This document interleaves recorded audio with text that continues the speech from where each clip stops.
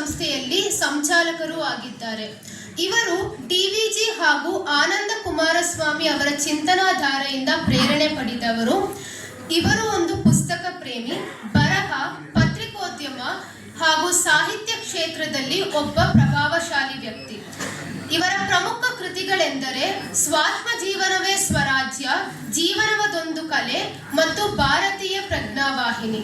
ಇದಲ್ಲದೆ ಸಾವಿರಾರು ಲೇಖನಗಳನ್ನು ಕೂಡ ಬರೆದಿದ್ದಾರೆ. ತಮ್ಮ ಕೆಲಸ ಮತ್ತು ಸಾಹಿತ್ಯಕ್ಕಾಗಿ ಇವರಿಗೆ ಕರ್ನಾಟಕ ಮಾಧ್ಯಮ ಅಕಾಡೆಮಿ ಪ್ರಶಸ್ತಿ ಮತ್ತು ತಳುಕಿನ ವೆಂಕಣ್ಣಯ್ಯ ಸುಬ್ರಹ್ಮಣ್ಯ ಸ್ಮಾರಕ ಪ್ರಶಸ್ತಿ ದೊರಕಿದೆ. ಸರಳವಾಗಿ ಹೇಳಬೇಕೆಂದರೆ ಶ್ರೀ ಸೂರ್ಯಪ್ರಕಾಶ ಪಂಡಿತರು ಕನ್ನಡ ಪತ್ರಿಕೋದ್ಯಮ, ಸಾಹಿತ್ಯ ಮತ್ತು ಜ್ಞಾನಪ್ರಿಯರಿಗೆ ದೊಡ್ಡ ಕೊಡುಗೆಯನ್ನು ನೀಡಿದ್ದಾರೆ. ಶ್ರೀ ಸೂರ್ಯಪ್ರಕಾಶ ಪಂಡಿತರು ಸಾಮಾಜಿಕ ಜೀವನವನ್ನು ಆಧ್ಯಾತ್ಮಗೊಳಿಸಬೇಕು ಎಂಬುದರ ಬಗ್ಗೆ ಮಾತನಾಡುತ್ತಾರೆ.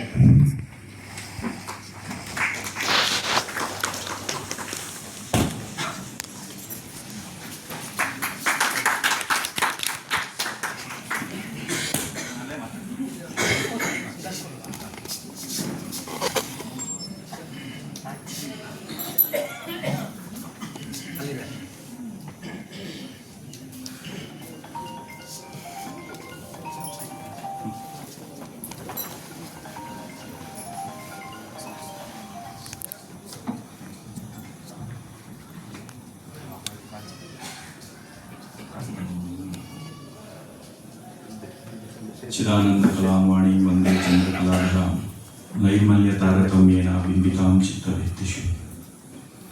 ಎಲ್ಲರಿಗೂ ನಮಸ್ಕಾರ.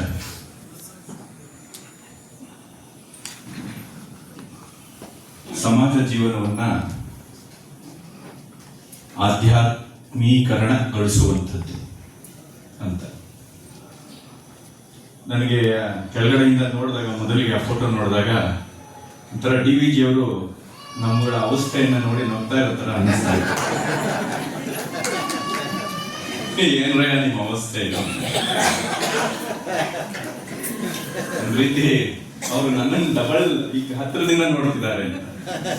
ಊಟ ಆದ್ಮೇಲೆ ಮಧ್ಯಾಹ್ನದ ಮೊದಲನೇ ಸೆಷನ್ ಅದು ಸಮಾಜ ಜೀವನವನ್ನ ಆಧ್ಯಾತ್ಮೀಕರಣಗೊಳಿಸುವಂಥದ್ದು. ಅಧ್ಯಾತ್ಮ ಅಂತ ಹೇಳಿದ್ರೆ ನಾನು ಅದು ತಮಾಷೆ ಮಾಡ್ತಿದ್ದೆ. ಅಧ್ಯಾತ್ಮ ಅಂದ್ರೆ ಏನು? ಸಮಾಧಿಗೆ ಕಳಿಸುವಂಥದ್ದು. ಒಳ್ಳೆ ಪ್ರಶಸ್ತವಾದ ಸಮಯ, ನಿದ್ದೆ ಹೋಗ್ಬೋದು. ಮತ್ತೆ ಎಲ್ಲ ಉಪನ್ಯಾಸಕಾರರಿಗೂ ನಾವು ಸಂದೀಪ್ ಮಾತಾಡ್ಕೊಳ್ತಿದ್ವಿ. ಒಳ್ಳೊಳ್ಳೆ ವಿಷಯಗಳು ಕೊಟ್ಟಿದ್ದಾರೆ.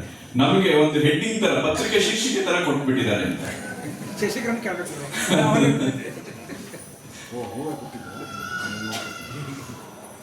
ಇರ್ಲಿ.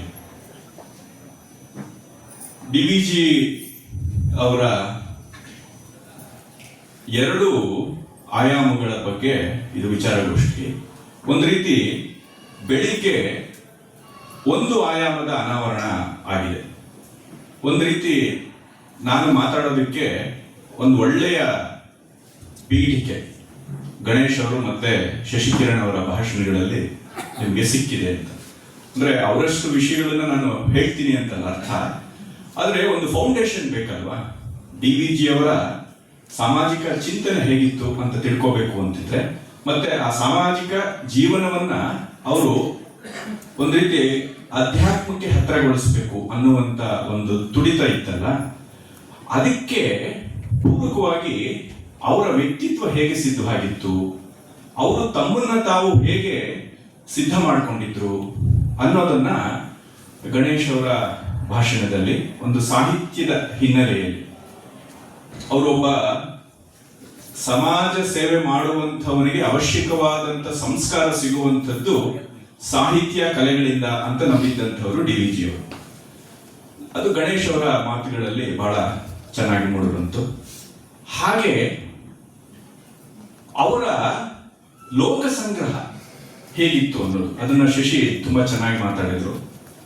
ಅವ್ರು ಹೇಗೆ ಒಬ್ಬ ಸಾಮಾನ್ಯ ವ್ಯಕ್ತಿಯಿಂದ ಹಿಡಿದು ದಿವಾನರ ತನಕ ಅವರ ಒಂದು ಸಾಮೀಪ್ಯ, ನೈಕಟ್ಯ, ಒಂದು ಸಲಿಗೆ, ಒಂದು ಗೌರವ, ಆತ್ಮೀಯತೆ ಇದೆಲ್ಲ ಹೇಗಿತ್ತು ಅಂತ. ಸಮಾಜದಲ್ಲಿ ನಾವು ಕೆಲಸ ಮಾಡಬೇಕು ಅನ್ನುವಂಥ ತುಡಿತ ಇರುವಂಥವರಿಗೆ ತುಂಬಾ ಅಗತ್ಯವಾಗಿ ಬೇಕಾಗಿರುವಂಥ ಎರಡು ಆಯಾಮಗಳು ಆ ಬೆಳಗಿನ ಗೋಷ್ಠಿಗಳಲ್ಲಿ ನಮಗೆ ಸಿದ್ಧ ಆಯಿತು ಅಂತ. ಈಗ ನೇರವಾಗಿ ಅವರು ಸ್ವಲ್ಪ ಬೆಳಗಿನ ಗೋಷ್ಠಿ ಸ್ವಲ್ಪ ಭಾವಪ್ರಧಾನವಾದಂತ ಚಿಂತನೆ ಆದ್ರೆ ಈಗ ಸ್ವಲ್ಪ ವಿಚಾರಗಳ ಕಡೆಗೆ ಹೆಚ್ಚು ಒತ್ತಿರುತ್ತೆ ಅಂತ ಅನ್ಸುತ್ತೆ. ಆಕ್ಚುಲಿ ಬೆಳಿಗ್ಗೆ ಹೊತ್ತು ಇದನ್ನ ಇಟ್ಕೋಬೋದಾಗಿತ್ತು. ವಿಚಾರ ಯಾವಾಗಲೂ ಬೆಳಿಗ್ಗೆ ಎದ್ದು ಕೂಡಲೇ ಮಾಡ್ಬೇಕು, ಮಧ್ಯಾಹ್ನದಲ್ಲಿ ಇಟ್ಕೋಬಾರ್ದು. ಸಂಗೀತ ಅದೆಲ್ಲ ಇಟ್ಕೋಬೇಕು. DVG ಅವರು ನನಗನ್ಸೋದು ಈಗ ಹೆಚ್ಚು ಪ್ರಸ್ತುತ ಅವರೊಬ್ಬ ಸಾಮಾಜಿಕ ಕಾರ್ಯಕರ್ತನಾಗಿಯೇ ನಮಗೆ ಇವಾಗ ಹೆಚ್ಚು ಪ್ರಸ್ತುತ ಆಗಬೇಕು ಅನ್ನುವಂಥದ್ದು ನನ್ನ ವೈಯಕ್ತಿಕ ಆಶಯ. ನಾನು ಬಹಳಷ್ಟು ವೇದಿಕೆಗಳಲ್ಲಿ ಇದನ್ನ ಹೇಳ್ತಾ ಇರ್ತೀನಿ. DVG ಅವರನ್ನ ನಾವು ಮಂಕುತಿಮ್ಮನ ಕಗ್ಗಕ್ಕೆ ಅಥವಾ ಯಾವುದೋ ಕೆಲವೊಂದು ತುಂಬಾ ರಸವತ್ತಾದ ಪ್ರಸಂಗಗಳಿಗೆ ಸೀಮಿತ ಮಾಡಿ DVG ಅವರು ಈಗ ನಮಗೆ ಹೇಗೆ ಹೆಚ್ಚು ಪ್ರಸ್ತುತ ಅನ್ನೋದನ್ನ ಸ್ವಲ್ಪ ಪಕ್ಕಕ್ಕೆ ಸರಿಸ್ಬಿಡ್ತಾ ಇದೀವನೋ ಅನ್ನುವಂತ ಒಂದು ಆತಂಕ ಕೂಡ ಬರುತ್ತೆ. ಯಾಕಿದು ಅಂತ ಹೇಳಿದ್ರೆ ಈಗಿನ ಒಟ್ಟು ಸಾಮಾಜಿಕ ಒಂದು ಚಿಂತನೆ, ನಮ್ಮ ಸಮಾಜ ನಡೀತಾ ಇರುವಂತ ದಿಕ್ಕು, ಇದೆಲ್ಲ ನೋಡಿದ್ರೆ DVG ಅವರಂಥ ಒಬ್ಬ ಚಿಂತಕ ಹೇಗೆ ಈ ಡೆಮಾಕ್ರಸಿ ಅನ್ನುವಂತ ಒಂದು ವ್ಯವಸ್ಥೆ ಒಳಗಡೆ ಬಹಳ ಮುಖ್ಯ ಆಗ್ತಾರೆ ಅನ್ನುವಂಥದ್ದು ನಮಗೆ ಗೊತ್ತಾಗುತ್ತೆ ಅಂತ. ಅದು ಬಹಳ ಮುಖ್ಯವಾದಂಥದ್ದು. ಅದಕ್ಕೆ ಪೂರಕವಾಗಿ ಒಂದು ದೊಡ್ಡ ಇತ್ತೀಚಿನ ಒಂದು DVG ಸಾಹಿತ್ಯಕ್ಕೆ ಸೇರ್ಪಡೆ ಆಗಿರುವಂತ ಅವರ ಇಂಗ್ಲಿಷ್ ಬರಹಗಳು, ಅದರ ಬಗ್ಗೆ ಸಂದೀಪ್ ನಂತರ ಮಾತಾಡ್ತಾರೆ. ಅದನ್ನ ನಾವು ನೋಡಿದ್ರೆ DVG ಎಷ್ಟು ದೊಡ್ಡ ನಮ್ಮ ಕಾಲದ ಪಬ್ಲಿಕ್ ಇಂಟೆಲೆಕ್ಚುಯಲ್ ಅನ್ನುವಂತ ಒಂದು ಕಾನ್ಸೆಪ್ಟ್ ಏನಿದೆ ಅದಕ್ಕೆ ಅವರು ಒಂದು ಆದರ್ಶವಾಗಿದ್ರು ಅನ್ನುವಂಥದ್ದು ನಮಗೆ ಗೊತ್ತಾಗತ್ತೆ. ಈ ದೃಷ್ಟಿಯಿಂದ ನಾವು ಹೆಚ್ಚು DVG ಅವರ ಬಗ್ಗೆ ನಾವು ಇನ್ನೊಂದು ಬೇರೆನೇ ಒಂದು ಆಯಾಮದಿಂದ ನಾವು ಅವರನ್ನ ನೋಡಬೇಕಾಗಿದೆ ಅಂತ ನನಗೆ ಅನ್ಸುತ್ತೆ. ಇದು ಸಾಮಾಜಿಕ ಜೀವನ ಅಂತ ಶೀರ್ಷಿಕೆಯಲ್ಲಿದೆ. ನಾನು ಸಮಾಜ ಅನ್ನೋದನ್ನ ಕೇವಲ ಸೊಸೈಟಿ ಅನ್ನೋ ಅರ್ಥದಲ್ಲಿ ಅಷ್ಟೇ ನಾನು ತಗೊಳ್ಳೋದಿಲ್ಲ.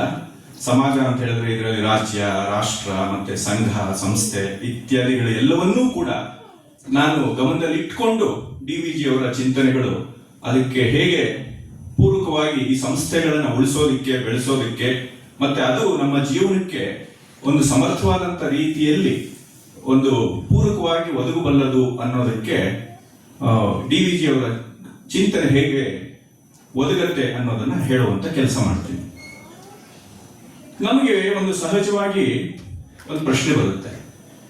ಈ ಡೆಮಾಕ್ರಸಿಗೂ, ಈಗ ನಾವು ಡೆಮಾಕ್ರಸಿ ಪ್ರಜಾಪ್ರಭುತ್ವದಲ್ಲಿದ್ದೀವಿ. ಈ ಪ್ರಜಾಪ್ರಭುತ್ವ ಅನ್ನುವಂಥ ವ್ಯವಸ್ಥೆಯಲ್ಲಿ ಈ ಅಧ್ಯಾತ್ಮಕ್ಕೆ ಏನು ನಂಟು ಅಂತ, ಇದು ಬಹಳ ಒಂದು ದೊಡ್ಡ ಪ್ರಶ್ನೆ. ಈ ಉಪನ್ಯಾಸದ ಶೀರ್ಷಿಕೆ ವಾಸ್ತವದಲ್ಲಿ ಅದು ಇಂಗ್ಲಿಷಿನ ಒಂದು ಮಾತಿನ ಅನುವಾದ. ಪಬ್ಲಿಕ್ ಲೈಫ್ ಮಸ್ಟ್ ಬಿ ಸ್ಪಿರಿಚುವಲೈಸ್ಡ್ ಅನ್ನುವಂತ ಪ್ರಸಿದ್ಧವಾದಂತಹ ಒಂದು ಮಾತು DVG ಅವರು ಯಾರನ್ನ ಆದರ್ಶವಾಗಿ ತಗೊಂಡು ತಮ್ಮ ಪಬ್ಲಿಕ್ ಲೈಫ್ಗೆ ಮಾಡಿಕೊಂಡ್ರು ಅವ್ರು ಹೇಳಿದಂತ ಒಂದು ಮಾತಿನ ಅನುವಾದ ಅದು. ಅಂದ್ರೆ ಸಾರ್ವಜನಿಕ ಜೀವನ ಅಧ್ಯಾತ್ಮ ಸ್ಥಿತಿಗೆ ಏರಬೇಕು ಅನ್ನುವಂಥದ್ದು. ಇದು ಗೋಖಲೆ ಅವರು ಅಥವಾ DVG ಅವರು ಅವರಷ್ಟೇ ಪರಿಭಾವಿಸಿದಂತ ಕಲ್ಪನೆ ಏನಲ್ಲ. ಶತಶತಮಾನಗಳಿಂದ ಈ ಕಲ್ಪನೆ ಇದೆ. ಆದ್ರೆ DVG ಅವರು ಯಾಕೆ ಅದನ್ನ ಅಷ್ಟು ಒತ್ತು ಕೊಟ್ಟು ಹೇಳಿದ್ರು ಅನ್ನುವಂಥದ್ದು ಬಹಳ ಮುಖ್ಯವಾದಂತ ಒಂದು ಸಂಗತಿ. ಇದನ್ನ ಪ್ಲೇಟೋ ಕಾಲದಿಂದಲೂ ಇದೆ. ಪ್ಲೇಟೋ ತನ್ನ ರಿಪಬ್ಲಿಕ್, ಆದರ್ಶ ಗಣರಾಜ್ಯ ಹೇಗಿರಬೇಕು ಅಂತಿದ್ದಾಗ ಅವನಲ್ಲಿ ಫಿಲಾಸಫರ್ ಕಿಂಗ್ ಅನ್ನುವಂತ ಒಂದು ಕಾನ್ಸೆಪ್ಟ್ ಅನ್ನ ತರ್ತಾನೆ. ಅಂದ್ರೆ ರಾಜ್ಯವನ್ನು ಆಳುವಂತ ರಾಜ ಯಾರಿದ್ದಾನೆ ಅವನು ಫಿಲಾಸಫರ್ ಆಗಿರಬೇಕು ಅಂತ, ಒಬ್ಬ ತತ್ವಜ್ಞ ಆಗಿರಬೇಕು ಅನ್ನುವಂಥದ್ದು ಒಂದು ನಿಲುವು. ಅದು ನಮ್ಮ ದೇಶದಲ್ಲೂ ಇದೆ. ಈಗ ನಾವು ರಾಮಾಯಣ ಮಹಾಭಾರತಗಳ ಕಲ್ಪನೆಯಲ್ಲಿ ನಾವು ರಾಮನ ವ್ಯಕ್ತಿತ್ವದಲ್ಲಿ, ಧರ್ಮರಾಯನ ವ್ಯಕ್ತಿತ್ವದಲ್ಲಿ ಒಬ್ಬ ರಾಜನಾಗಿ ನೋಡುವಂಥದ್ದು ಇದೇ ರೀತಿ. ನಮಗೆ ಮಹಾಭಾರತದಲ್ಲಂತೂ ಶಾಂತಿ ಪರ್ವ ಇತ್ಯಾದಿಗಳಲ್ಲಿ ಅದು ಸಮೃದ್ಧಿಯಾಗಿ ಸಿಗತ್ತೆ. ರಾಮಾಯಣದಲ್ಲಿ ರಾಮನ ಜೀವನವೇ ಆ ರೀತಿ ಒಂದು ಆದರ್ಶ ರಾಜ ಹೇಗಿರಬೇಕು ಅನ್ನೋದಕ್ಕೆ ಒಂದಿದೆ. ಒಬ್ಬ ಫಿಲಾಸಫರ್, ಅದು ನಮ್ಗೆ ಗೊತ್ತಿದೆ ರಾಮನ ವ್ಯಕ್ತಿತ್ವ ಎಂಥದ್ದು ಅಂತ. ಇದಲ್ಲದೆ ವಿಜಯನಗರ ಸಾಮ್ರಾಜ್ಯ ಸ್ಥಾಪನೆ ಮಾಡಿದಂತ ವಿದ್ಯಾರಣ್ಯರು ಅವರು ಕೂಡ ಒಂದು ಮಾತನ್ನ ಹೇಳ್ತಾರೆ. ಜ್ಞಾನಿನಾ ಚರಿತಂ ಶಕ್ಯಂ ಸಮ್ಯಕ್ ರಾಜ್ಯಾದಿ ಲೌಕಿಕಂ. ಕೇವಲ ಜ್ಞಾನಿಗಳು ಅಂದ್ರೆ ಫಿಲಾಸಫರ್ ಮಾತ್ರ ಒಂದು ಲೌಕಿಕ ಜೀವನವನ್ನ ಮತ್ತೆ ರಾಜಕೀಯ ಜೀವನವನ್ನ ಎರಡನ್ನೂ ಕೂಡ ಚೆನ್ನಾಗಿ ನಡೆಸಬಲ್ಲಂತ ಸಾಮರ್ಥ್ಯ ಯಾರಿಗಿರುತ್ತೆ ಅಂತ ಹೇಳಿದ್ರೆ ಒಬ್ಬ ಜ್ಞಾನಿ ಆದವನಿಗೆ ಇರುತ್ತೆ ಅನ್ನುವಂಥ ಮಾತನ್ನ ವಿದ್ಯಾರಣ್ಯರು ಕೂಡ ಹೇಳ್ತಾರೆ. ಅದು ನಮ್ಮ ಕಾಲಕ್ಕೂ ಹರ್ಕೊಂಡು ಬಂತು. ಡಿ.ವಿ.ಜಿ. ಅವರು ಅದನ್ನ ಹೆಚ್ಚು ಪ್ರತಿಪಾದಿಸಿದ್ರು. ಅವರ ಒಟ್ಟು ಬರಹಗಳ ಆಶಯವೇ ಅದನ್ನ ಶಶಿ ಹೇಳಿದ್ರಲ್ಲ, ಸಮಾಜವನ್ನ ಚೆನ್ನಾಗಿ ಮಾಡಬೇಕು ಅನ್ನುವಂಥದ್ದು ತುಡಿತ. ಅವರು ಒಂದು ಭಾಷಣದಲ್ಲಿ ಹೇಳ್ಕೊಳ್ತಾರೆ. ಯಾವುದು ಸೆಂಟ್ರಲ್ ಕಾಲೇಜಿನಲ್ಲಿ ಒಂದು ಕಾರ್ಯಕ್ರಮ, ಅದರಲ್ಲಿ ಡಿ.ವಿ.ಜಿ. ಅವರ ಭಾಷಣ, ಅದಕ್ಕೆ ಅಧ್ಯಕ್ಷರು ಯಾರು ಅಂತ ಹೇಳಿದ್ರೆ ಕುವೆಂಪು ಅವರು. ಅದರಲ್ಲಿ ಅವರು ಸ್ಪಷ್ಟವಾಗಿ ಹೇಳ್ತಾರೆ, ನಾನು ಸಾಹಿತ್ಯ ಕ್ಷೇತ್ರಕ್ಕೆ ಆಕಸ್ಮಿಕವಾಗಿ ಬಂದವನು ಅಂತ. ನಾನು ವಾಸ್ತವವಾಗಿ ನಾನೊಬ್ಬ ರಾಜಕೀಯ ವ್ಯಕ್ತಿ, ಅಂದ್ರೆ ಈಗಿನ ಅರ್ಥದಲ್ಲ, ಒಳ್ಳೆಯ ಅರ್ಥದಲ್ಲಿ ನಾನು ರಾಜಕೀಯ ವ್ಯಕ್ತಿ. ನಾನು ಒಬ್ಬ ಪತ್ರಕರ್ತ. ನನ್ನ ಉದ್ದೇಶ ಸಮಾಜದ ಕಡೆ ನನ್ನ ಮುಖ, ಅದಕ್ಕೆ ಪೂರಕವಾಗಿ ನಾನು ಸಾಹಿತ್ಯವನ್ನು ಬಳಸ್ಕೊಳ್ತಾ ಇದ್ದೀನಿ. ಸಾಹಿತ್ಯ ಅನ್ನುವಂಥದ್ದು ನನಗೆ ಆಗಂತಕ ಕ್ಷೇತ್ರ ಅಂತ ಮಾತನ್ನ ಅವ್ರು ಹೇಳ್ತಾರೆ. ಬಹಳ ಮುಖ್ಯವಾದಂತ ಮಾತಿದು ಅಂತ ಹೇಳಿ. ಅವರು ಯಾವ್ಯಾವ ಸಾಮಾಜಿಕ ಜವಾಬ್ದಾರಿಗಳ ನಿರ್ವಾಹ ಮಾಡಿದ್ರು ಅನ್ನುವಂಥದ್ದೆಲ್ಲ ನಮ್ಗೆ ಬೆಳಿಗ್ಗೆ ಬಂದಿದೆ. ಹಾಗೆ ಡಿ.ವಿ.ಜಿ. ಅವರ ಮೊದಲನೇ ಆದ್ಯತೆಯೇ ಒಬ್ಬ ಸಮಾಜವನ್ನ ಚೆನ್ನಾಗಿ ಮಾಡಬಲ್ಲಂತ ಒಬ್ಬ ಚಿಂತಕ, ಪಬ್ಲಿಕ್ ಇಂಟೆಲೆಕ್ಚುಯಲ್ ಅಂತ ಹೇಳ್ಬೋದು, ಅಥವಾ ಪೊಲಿಟಿಕಲ್ ಫಿಲಾಸಫರ್ ಅಂತ ಕರಿಬಹುದು, ಅಥವಾ ಒಬ್ಬ ರಾಜಕೀಯ ವ್ಯಕ್ತಿ ಅಂತ ಕರಿಬಹುದು. ಹೀಗೆ ಬೇರೆ ಬೇರೆ ಆಯಾಮಗಳಲ್ಲಿ ಅವರು ಕೆಲಸವನ್ನ ಮಾಡಿದ್ರು ಅನ್ನುವಂಥದ್ದು ನಾವು ಈ ದೃಷ್ಟಿಯಿಂದ ಡಿ.ವಿ.ಜಿ. ಅವರ ಚಿಂತನೆಯನ್ನ ನಾವು ಮತ್ತೆ ಒಂದು ರೀತಿ ಮರುಮೌಲ್ಯಮಾಪನ ಮಾಡೋದಕ್ಕೆ ತೊಡಗಿದ್ರೆ ಆಗ ನಮಗೆ ಈಗಿನ ಸಮಾಜಕ್ಕೆ ಬೇಕಾದಂತ ನಿಜವಾದಂತ ಒಂದು ಸತ್ವ ಅನ್ನುವಂಥದ್ದು ಸಿಗುತ್ತೆ ಅಂತ. ಇದು ಬಹಳ ಮುಖ್ಯವಾದಂತ ಇರಬೇಕು. ಯಾವುದನ್ನ ನೀವು ಆಧ್ಯಾತ್ಮಿಕ ಕೇಂದ್ರಗಳು ಅಂತ ಹೇಳ್ತಾ ಇದ್ದೀರೋ ಆ ಮಠ ಮಂದಿರಗಳೇ ಇವತ್ತು ರಾಜಕೀಯ ಕೇಂದ್ರಗಳಾಗಿವೆ. ಇಂಥ ಪರಿಸ್ಥಿತಿಯಲ್ಲಿ ರಾಜಕೀಯ ಕೇಂದ್ರವನ್ನ ನೀವು ಆಧ್ಯಾತ್ಮೀಕರಣಗೊಳಿಸಬೇಕು ಅಂತ ಹೇಳ್ತಾ ಇದ್ದೀರಲ್ಲ ಅಂತ ನಿಮ್ಗೆ ಪ್ರಶ್ನೆ ಬರುತ್ತೆ.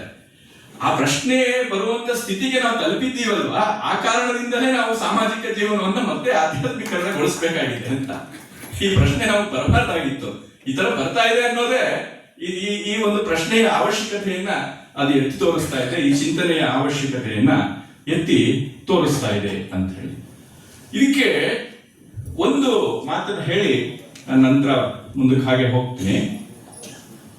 ನಮ್ಮ ಕಲ್ಪನೆ ಹೇಗಿತ್ತು ಅಂತ, ಸಾಮಾಜಿಕ ಜೀವನ ಮತ್ತೆ ನನ್ನ ವೈಯಕ್ತಿಕ ಜೀವನ ಮತ್ತೆ ನನ್ನ ಒಂದು ಏನು ರಾಜಕೀಯ ಶಕ್ತಿ, ಇದೆಲ್ಲ ಹೇಗೆ ನಮ್ಮ ಸಮಾಜ ಕಾಣ್ತಾ ಇತ್ತು ಅಂತ ನಾವು ಯೋಚನೆ ಮಾಡಿದ್ರೆ ಅದಕ್ಕೆ ಒಂದು ಒಳ್ಳೆ ರೂಪಕವನ್ನ ಆನಂದ್ ಕುಮಾರಸ್ವಾಮಿ ಅವರು ಒಂದು ಕಟ್ಟಿಕೊಡ್ತಾರೆ. ನನಗೆ ಬಹಳ ಇಷ್ಟವಾದಂತ ಮಾತು.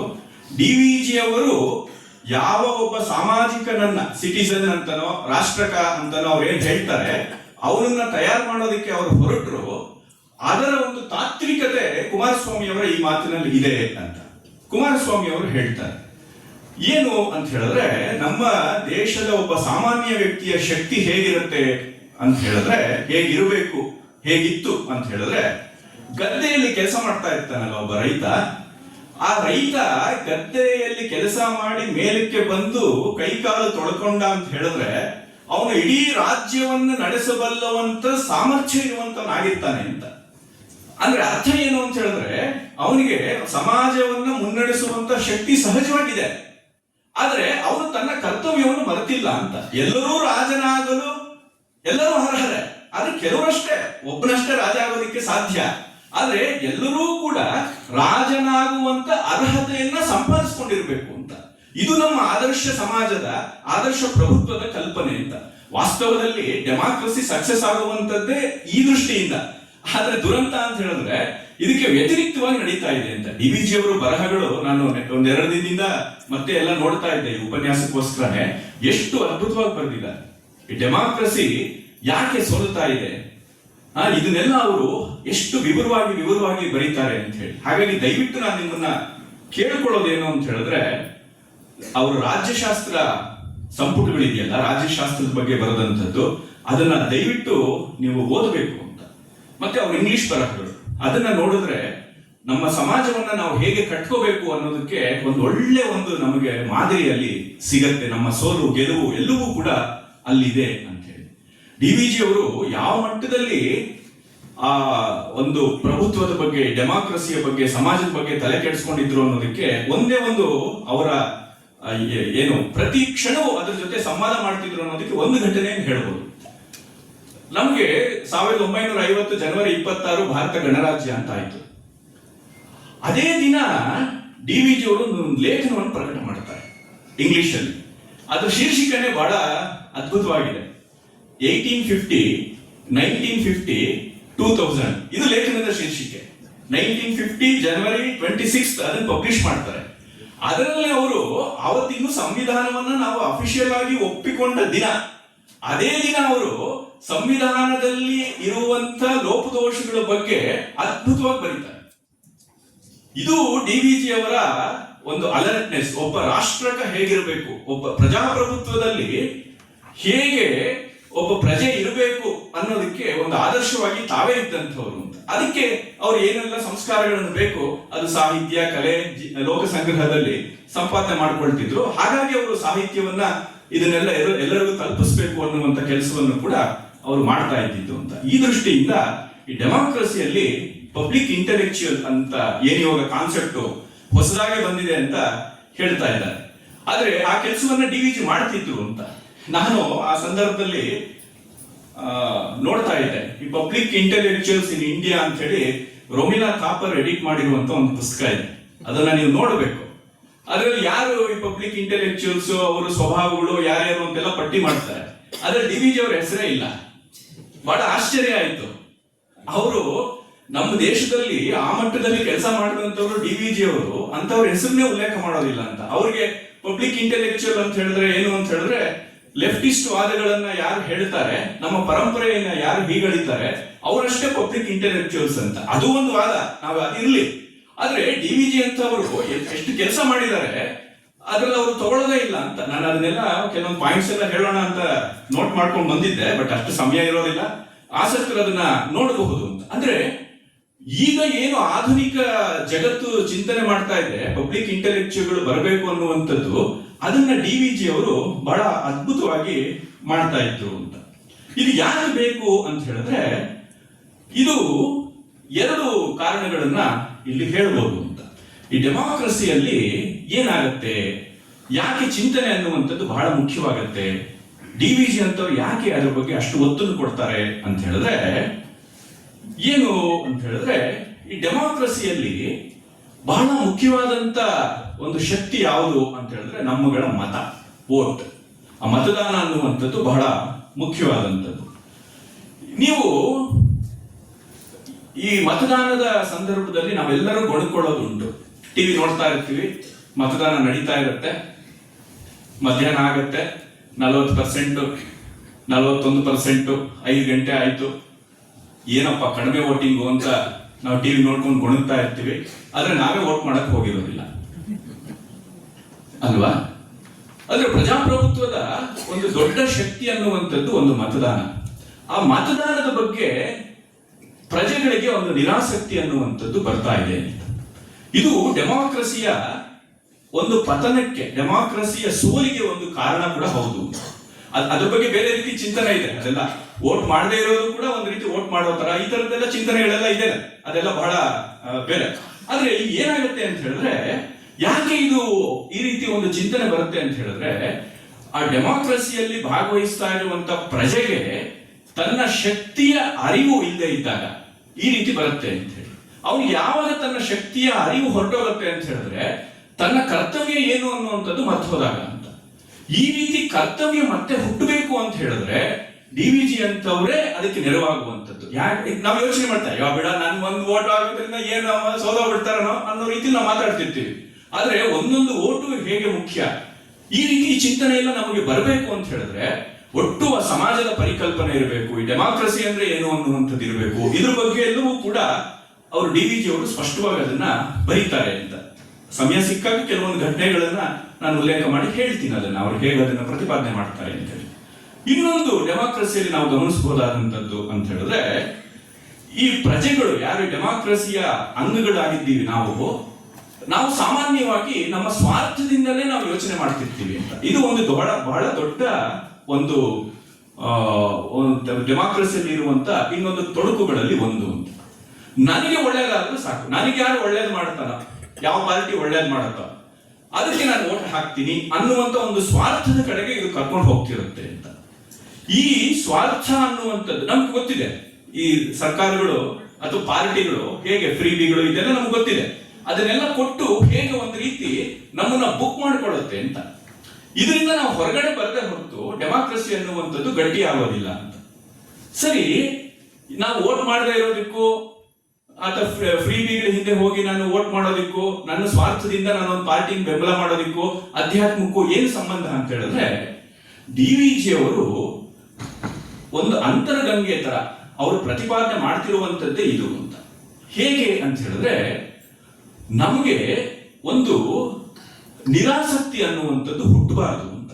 ಸಮಾಜದ ಬಗ್ಗೆ, ನನ್ನ ಜೀವನದ ಬಗ್ಗೆ ಯಾರಿಗೆ ಒಂದು ಆಸಕ್ತಿ, ಒಂದು ಕುತೂಹಲ, ಒಂದು ಸಂಭ್ರಮ, ಒಂದು ಕರ್ತವ್ಯ ಪರತೆ ಹುಟ್ಟೋದಿಲ್ಲ, ಅವನು ಕ್ರಿಯಾಶೀಲ ಆಗೋದಿಲ್ಲ ಅಂತ.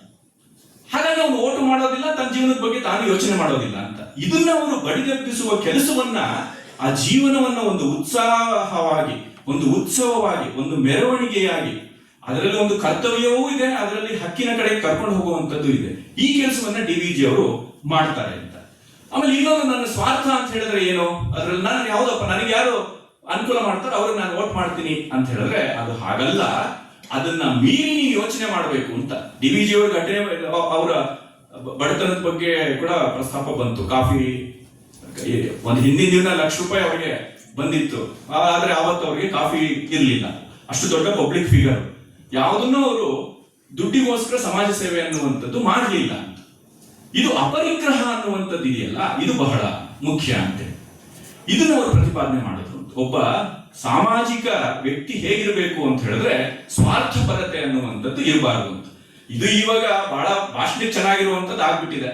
ನಮ್ಮ ರಾಜಕೀಯ ವ್ಯಕ್ತಿಗಳನ್ನ, ನಮ್ಮ ಪಬ್ಲಿಕ್ ಲೈಫ್ಗಳನ್ನ ಇದೆಲ್ಲ ನೋಡಿದ್ರೆ ಇದಕ್ಕೆಲ್ಲ ಏನು ಅರ್ಥ ಇದೆ ಅಂತ ಅನ್ಸೋದಿಲ್ಲ ನಮಗೆ. ನಾವು ಸುಮ್ಮನೆ ಏನೋ ಭಾಷಣ ಯಾರೋ ಏರ್ಪಾಟ್ ಮಾಡ್ತಾರೆ, ನಾವು ಭಾಷಣ ಮಾಡ್ತೀವಿ, ನೀವು ಕೇಳ್ತೀರಿ, ಹೋಗ್ತೀರಿ ಅನ್ನೋ ತರ ಆಗ್ತಿದೆ. ಆದ್ರೆ ಎಲ್ಲೋ ಒಂದು ಜಾಗದಲ್ಲಿ ಆ ಬೀಜವನ್ನು ಉಳಿಸ್ಕೋಬೇಕಲ್ವಾ. ಆ ಬೀಜನ ಉಳಿಸ್ಕೊಳ್ಳದೆ ಇದ್ರೆ ಈ ರೀತಿಯ ಒಂದು ಚಿಂತನೆ ಅನ್ನುವಂಥದ್ದು ಸಮಾಜದಿಂದ ಹೊರಟೆ ಹೋಗ್ಬಿಡುತ್ತೆ ಅಂತ. ಅದನ್ನ ಅಟ್ಲೀಸ್ಟ್ ನಾವು ಮಾಡೋಣ ಅಂತ. ಈ ರೀತಿಯ ಒಂದು ಚಿಂತನೆಗೆ ಒಂದು ಅವಕಾಶವನ್ನ ಮೊದಲಿಗೆ ನಮ್ಮ ಮನಸ್ಸಲ್ಲಿ ಕೊಡೋಣ, ಆಮೇಲೆ ನಮ್ಮ ಮನೆಯಲ್ಲಿ ತಂದುಕೊಳ್ಳೋಣ, ಆಮೇಲೆ ಅದನ್ನ ನಮ್ಮ ರಸ್ತೆಗೆ ತರೋಣ, ಆಮೇಲೆ ಅದನ್ನ ನಮ್ಮ ನಾಡಿಗೂ ಹರಿಸೋಣ ಅಂತ ಹೇಳಿ ಈ ದೃಷ್ಟಿಯಿಂದ DVG ಅವರು ಕೆಲಸವನ್ನ ಮಾಡಿದ್ರು ಅನ್ನೋದು ಬಹಳ ಮುಖ್ಯವಾದಂತ ಒಂದು ಸಂಗತಿ. ಕೆನೆತ್ ಮಿನೋಗ್ ಅಂತ ಹೇಳಿ ಒಬ್ಬ ದೊಡ್ಡ ಪೊಲಿಟಿಕಲ್ ಚಿಂತಕ ಬಹಳ ಅದ್ಭುತವಾಗಿ ಬರೀತಾರೆ.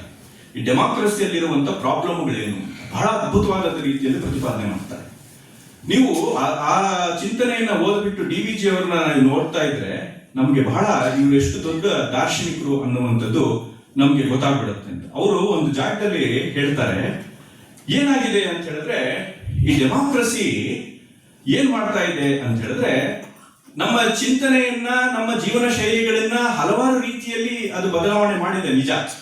ಈ ಮಾಡಿ ಏನಾಗಿದೆ ಅಂತ ಹೇಳಿದ್ರೆ ಇದು ಹಿಂದಿನ ಕಾಲದ ಎಷ್ಟೋ ಕಟ್ಟುಪಾಡುಗಳನ್ನ, ಎಷ್ಟೋ ಒಂದು ರೀತಿಯ ಕಾಠಿಣ್ಯ ಸಮಾಜದಲ್ಲಿ ಇತ್ತಲ್ವಾ, ಅದನ್ನೆಲ್ಲ ದೂರ ಮಾಡಿ ನಮಗೆ ಸ್ವಾತಂತ್ರ್ಯ ಕೊಟ್ಟಿದೆ. ಆದ್ರೆ ಆ ಸ್ವಾತಂತ್ರ್ಯದ ಅತಿರೇಕಗಳು ಏನ ಮಾಡಿದೆ ಅಂತ ಹೇಳಿದ್ರೆ ಅವನ ಮಾತುಗಳೇ ತುಂಬಾ ಚೆನ್ನಾಗಿದೆ. ಕ್ರೈಮ್ ಜಾಸ್ತಿ ಆಗ್ತಾ ಇದೆ, ಡ್ರಗ್ ಯೂಸ್ ಜಾಸ್ತಿ ಆಗ್ತಾ ಇದೆ, ಆಂಟಿ ಸೋಷಿಯಲ್ ಬಿಹೇವಿಯರ್ ಜಾಸ್ತಿ ಆಗ್ತಿದೆ, ಮತ್ತೆ break down of family life. ಇದೆಲ್ಲವೂ ಕೂಡ ಡೆಮಾಕ್ರಸಿಯ ಹೆಸರಿನಲ್ಲಿ ನಮಗೆ ಸಿಕ್ಕಂತ ಅವನು ಇನ್ನೊಂದನ್ನ ಅದ್ಭುತವಾದ ಶಬ್ದ ಹೇಳ್ತಾನೆ, ನೆಗೆಟಿವ್ ಫ್ರೀಡಮ್. ನಮಗೆ ಡೆಮಾಕ್ರಸಿ ಕೊಡ್ತಾ ಇರುವಂತದ್ದು ಫ್ರೀಡಮ್ ಇದೆಯಲ್ಲ, ವಾಸ್ತವದಲ್ಲಿ ಅದು ನೆಗೆಟಿವ್ ಫ್ರೀಡಮ್ ಆಗಿದೆ. ಆ ನೆಗೆಟಿವ್ ಫ್ರೀಡಮ್ ಕಾರಣದಿಂದಾಗಿ ನಮಗೆ ಇಷ್ಟೆಲ್ಲ ಸಮಸ್ಯೆಗಳು ಎದುರಾಗ್ತಾ ಇದೆ. ಇದರಿಂದ ನಮಗೆ ಮುಕ್ತಿ ಆಗ್ಬೇಕು ಅಂತಿದ್ರೆ ಈ ಡೆಮಾಕ್ರಸಿ ಅಂದ್ರೆ ಏನು, ಇದರ ಸಾಧಕ ಬಾಧಕಗಳನ್ನ ನಾವು ಇನ್ನೂ ಚೆನ್ನಾಗಿ ಅರ್ಥ ಮಾಡ್ಕೋಬೇಕಾಗಿದೆ ಅನ್ನೋ ಮಾತನ್ನ ಹೇಳ್ತಾನೆ. ಇದಕ್ಕೆ ಈ ಡೆಮಾಕ್ರಸಿಗೆ ಗೊತ್ತು, ಈ ಡೆಮಾಕ್ರಸಿ ಅನ್ನುವಂತ ಒಂದು ವ್ಯವಸ್ಥೆ ಇದೆಯಲ್ಲ, ಪ್ರಭುತ್ವದ ಒಂದು ವ್ಯವಸ್ಥೆ, ನಮಗೆ ವಾಟ್ ವಿ ವಾಂಟ್ ಅದು ಚೆನ್ನಾಗಿ ಗೊತ್ತಿದೆ. ಆದ್ರೆ what we want is not always good for us. ನಮ್ಗೆ ಏನ್ ಬೇಕು ಅನ್ನುವಂಥದ್ದು ಡೆಮಾಕ್ರಸಿ ಗೊತ್ತಿದೆ. ಹಾಗಾಗಿ ಇವ್ರಿಗೆ ಯಾವುದನ್ನ ಕೊಟ್ರೆ ನನಗೆ ವೋಟ್ ಮಾಡ್ತಾನೆ ಅನ್ನುವಂಥದ್ದು ಅವನಿಗೆ ಗೊತ್ತಿದೆ, ಆ ಪಾರ್ಟಿ ಅವನಿಗೆ ಗೊತ್ತಿದೆ, ಪಾರ್ಟಿಗಳಿಗೆ ಗೊತ್ತಿದೆ. ಆದ್ರೆ ನಾವು ಅನ್ಕೊಂಡಿದ್ದೀವಿ ಯಾವ್ದಾವ್ದು ಟಿವಿ ಕೊಟ್ರೆ ಅವ್ರು ಓಟ್ ಹಾಕ್ಬಿಡೋಣ ಅಂತ ನಮಗೂ ಮನಸ್ಥಿತಿ ಇದೆ. ಆದ್ರೆ ನಮ್ಗೆ ಟಿವಿ ನಿಜವಾಗ್ಲೂ ಬೇಕಾ ಬೇಡವಾ, ಅವ್ರು ಕೊಡ್ತಾ ಇರೋದೆಲ್ಲ ನನಗೆ ಒಳ್ಳೇದು ಆಗಿದೆಯಾ ಅಂತ, ನನಗೆ ಬೇಕು ಅಂತ ಅನ್ಸುವಂತದ್ದೆಲ್ಲವೂ ಕೂಡ ನನಗೆ ಒಳ್ಳೇದೇ ಆಗಿರುತ್ತೆ ಅಂತ ಏನಿರೋದಿಲ್ಲ ಅಲ್ವಾ. ಒಳ್ಳೇದು ಬೇರೆ, ಬೇಕು ಅನ್ನುವಂತ ಕಾಮ ಬೇರೆ, ಡಿಸೈರ್ ಬೇರೆ. ಇದಕ್ಕೆರಡಕ್ಕೂ ವ್ಯತ್ಯಾಸ ಇದೆ ಅಂತ. ಹಾಗಾಗಿ ಡೆಮಾಕ್ರಸಿಯ ಒಂದು ರೀತಿಯ ಒಂದು ಆವೇಶ ಇದೆಯಲ್ಲ, ಇದೆಲ್ಲ ಮರೆಸ್ತಾ ಇದೆ ಅಂತ ಹೇಳಿ.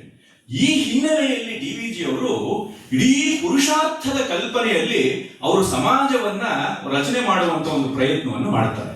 ಅವರು ವಾಚ್ಯವಾಗೂ ಹೇಳ್ತಾರೆ, ಅದನ್ನ ತುಂಬಾ ಧ್ವನಿಪೂರ್ಣವಾಗೂ ಹೇಳ್ತಾರೆ ಅಂತ. ಹೇಗೆ ವೇದಾಂತಕ್ಕೆ ಸಾಧನ ಚತುಷ್ಟಯ ಅನ್ನುವಂಥದ್ದು ಬಹಳ ಮುಖ್ಯವಾಗುತ್ತೋ, ವೇದಾಂತದ ಅನುಷ್ಠಾನಕ್ಕೆ ಅಧ್ಯಾತ್ಮಕ್ಕೆ ಮುಖ್ಯವಾದಂತ ಸಾಧನೆ ಏನು ಅಂತ ಹೇಳಿದ್ರೆ ಸಾಧನ ಚತುಷ್ಟಯ. ಅದೆಲ್ಲ ನಮಗೆ ಗೊತ್ತಿದೆ. ನಮಗೆ ಮೋಕ್ಷತ್ವ ಇರಬೇಕು, ಮತ್ತೆ ನಿಜವಾದ ಚಿಂತನೆ ಬರಬೇಕು, ಶಮಾದಮ ಇತ್ಯಾದಿಗಳೆಲ್ಲ ಇರಬೇಕು. ಈ 4 ಏನು ನಮಗೆ ಗೊತ್ತಿದೆ. ಹಾಗೆ ಈ ಸಾಮಾಜಿಕ ವ್ಯಕ್ತಿ ಈ ರೀತಿ ಒಬ್ಬ ಆದರ್ಶ ಪ್ರಜೆ ಆಗ್ಬೇಕು ಅಂತಿದ್ರೆ, ಆದರ್ಶ ರಾಜ ಆಗ್ಬೇಕು ಅಂತಿದ್ರೆ ಅವರಿಗೂ ಕೂಡ ಈ ರೀತಿ ಸಾಧನೆಗಳು ಇದೆ ಅನ್ನೋದನ್ನ ಅವರು ತೋರಿಸ್ಕೊಡ್ತಾರೆ ಅಂತ. ಅದಕ್ಕೆ ಅವರು ಸಾರ್ವಜನಿಕ ಜೀವನದಲ್ಲಿ ಸಾತ್ವಿಕತೆ ಅನ್ನುವಂಥದ್ದೇ ಒಂದು ಪುಸ್ತಕ ಬರೆದು ಬಹಳ ಅದ್ಭುತವಾಗಿದೆ. ಅದ್ರ ಭಾಗಗಳು ಕೂಡ ಒಂದೆರಡು ಅಂಶಗಳು ನಿಮಗೆ ಆಮೇಲೆ ಹೇಳ್ತೀನಿ ಅಂತ. ಹೀಗೆ ಈ ಒಂದು ನಾನು ನನ್ನ ಜೀವನವನ್ನ ಚೆನ್ನಾಗಿ ಮಾಡ್ಕೋಬೇಕು ಅಂತಿದ್ರೆ ನಾನೇ ಅದಕ್ಕೆ ಸಿದ್ಧ ಆಗಬೇಕು. ಇದು ಅಧ್ಯಾತ್ಮದಲ್ಲೂ ಸಮಾನವಾಗಿರುವಂತ ಅಂಶ, ಡೆಮಾಕ್ರಸಿಗೂ ಅನಿವಾರ್ಯವಾಗಿರುವಂತ ಅಂಶ ಅಂತ ಹೇಳಿ. ನೀವು ಒಂದನ್ನು ಯೋಚನೆ ಮಾಡಿ, ಕುಂಭಮೇಳ ಕಲ್ಪನೆ, ಕುಂಭಮೇಳ ನೀವು ನಿಮ್ಮ ಮುಂದೆ ಊಹೆ ಮಾಡ್ಕೊಳ್ಳಿ. ಕೋಟಿ ಜನ ಸೇರಿದ್ರು. ಕೋಟಿ ಜನ ಸೇರಿರುವಂತ ಕುಂಭಮೇಳದಲ್ಲಿ ಏನೋ ಅನಾಹುತಗಳಾಯ್ತು ಅನ್ನುವಂತ ಪ್ರಮಾಣ ಇದೆಯಲ್ಲ, ಆ ಜನಕ್ಕೆ ಹೋಲಿಸಿದ್ರೆ ಬಹಳ ಬಹಳ ಬಹಳ ಬಹಳ ಕಡಿಮೆ ಅದು.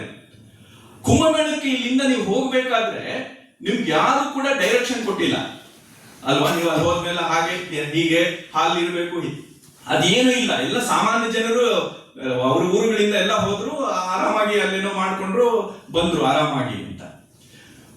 ಅದೇ ಯಾವುದೋ ಒಂದು ಇನ್ನೊಂದು ದೇವಸ್ಥಾನದ ಒಂದು ಆಡಳಿತವನ್ನೇ ತಗೊಳ್ಳೋಣ. ಯಾವುದೇ ಒಂದು ದೇವಸ್ಥಾನದ ಆಡಳಿತ, ಈಗ ಶಬರಿಮಲೆದು ತುಂಬಾ ಚರ್ಚೆಯಲ್ಲಿದೆ. ಅಲ್ಲಿ ಬಂಗಾರವನ್ನ ಕಳ್ತನ ಮಾಡಿಬಿಟ್ಟಿದ್ದಾರೆ ಅಂತ ಹೇಳಿ ಅಲ್ವಾ. ಇತ್ತೀಚೆಗೆ ತಿರುಪತಿಯಲ್ಲಿ ಲಾಡು, ಆ ಲಾಡುಗೆ ಕಳಪೆ ತುಪ್ಪವನ್ನ ಬಳಸಿದ್ದಾರೆ ಅನ್ನುವಂಥದ್ದು. ಕುಂಭಮೇಳವನ್ನ ಸಕ್ಸೆಸ್ ಮಾಡುವಂತ ಸಾಮಾನ್ಯ ಜನ, ಕೋಟಿಗಟ್ಟಲೆ ಸಾಮಾನ್ಯ ಜನ ಸಕ್ಸೆಸ್ ಮಾಡ್ತಾರೆ. ಆದ್ರೆ 4 ಜನ ಆಡಳಿತ ಮಾಡುವಂತ ಅದೇ ಒಂದು ಧಾರ್ಮಿಕ ಸಂಸ್ಥೆಯ ಒಂದು ವ್ಯವಸ್ಥೆ ಕುಸಿದೋಗುತ್ತೆ ಅಂತ. ಎರಡು ಕಾಂಟ್ರಡಿಕ್ಷನ್ ಅಲ್ವಾ. ಕೋಟಿ ಜನ ನಾವೇನ್ ಗೈಡ್ಲೈನ್ಸ್ ಕುಂಭಮೇಳಕ್ಕೆ ಓದ್ಕೊಂಡೇನು ಹೋಗಲ್ಲ. ಟಿಕೆಟ್ ರಿಸರ್ವೇಶನ್ ಇರ್ಬೋದು, ಅಲ್ಲಿ ಯಾವ ರಸ್ತೆ ಹೋಗ್ಬೋದು ಅನ್ನೋದು ಯಾರು ಹೇಳ್ಬೋದು. ಬಿಟ್ರೆ ನಮಗೆ ಒಂದು ಅಂತರಂಗದಲ್ಲೇ ಒಂದು ಮ್ಯಾಪ್ ಇದೆ. ನಾವು GPS ಆನ್ ಮಾಡ್ಕೊಂಡು ಹೋಗಲ್ಲ. ನಮ್ಮ ಮನಸ್ಸಿಗೆ, ನಮ್ಮ ಹೃದಯಕ್ಕೆ ಒಂದು GPS ಇದೆ. ಅಲ್ಲಿ ಅದ್ರ ಪ್ರಕಾರ ನಾವು ನಡ್ಕೊಳ್ತೀವಿ.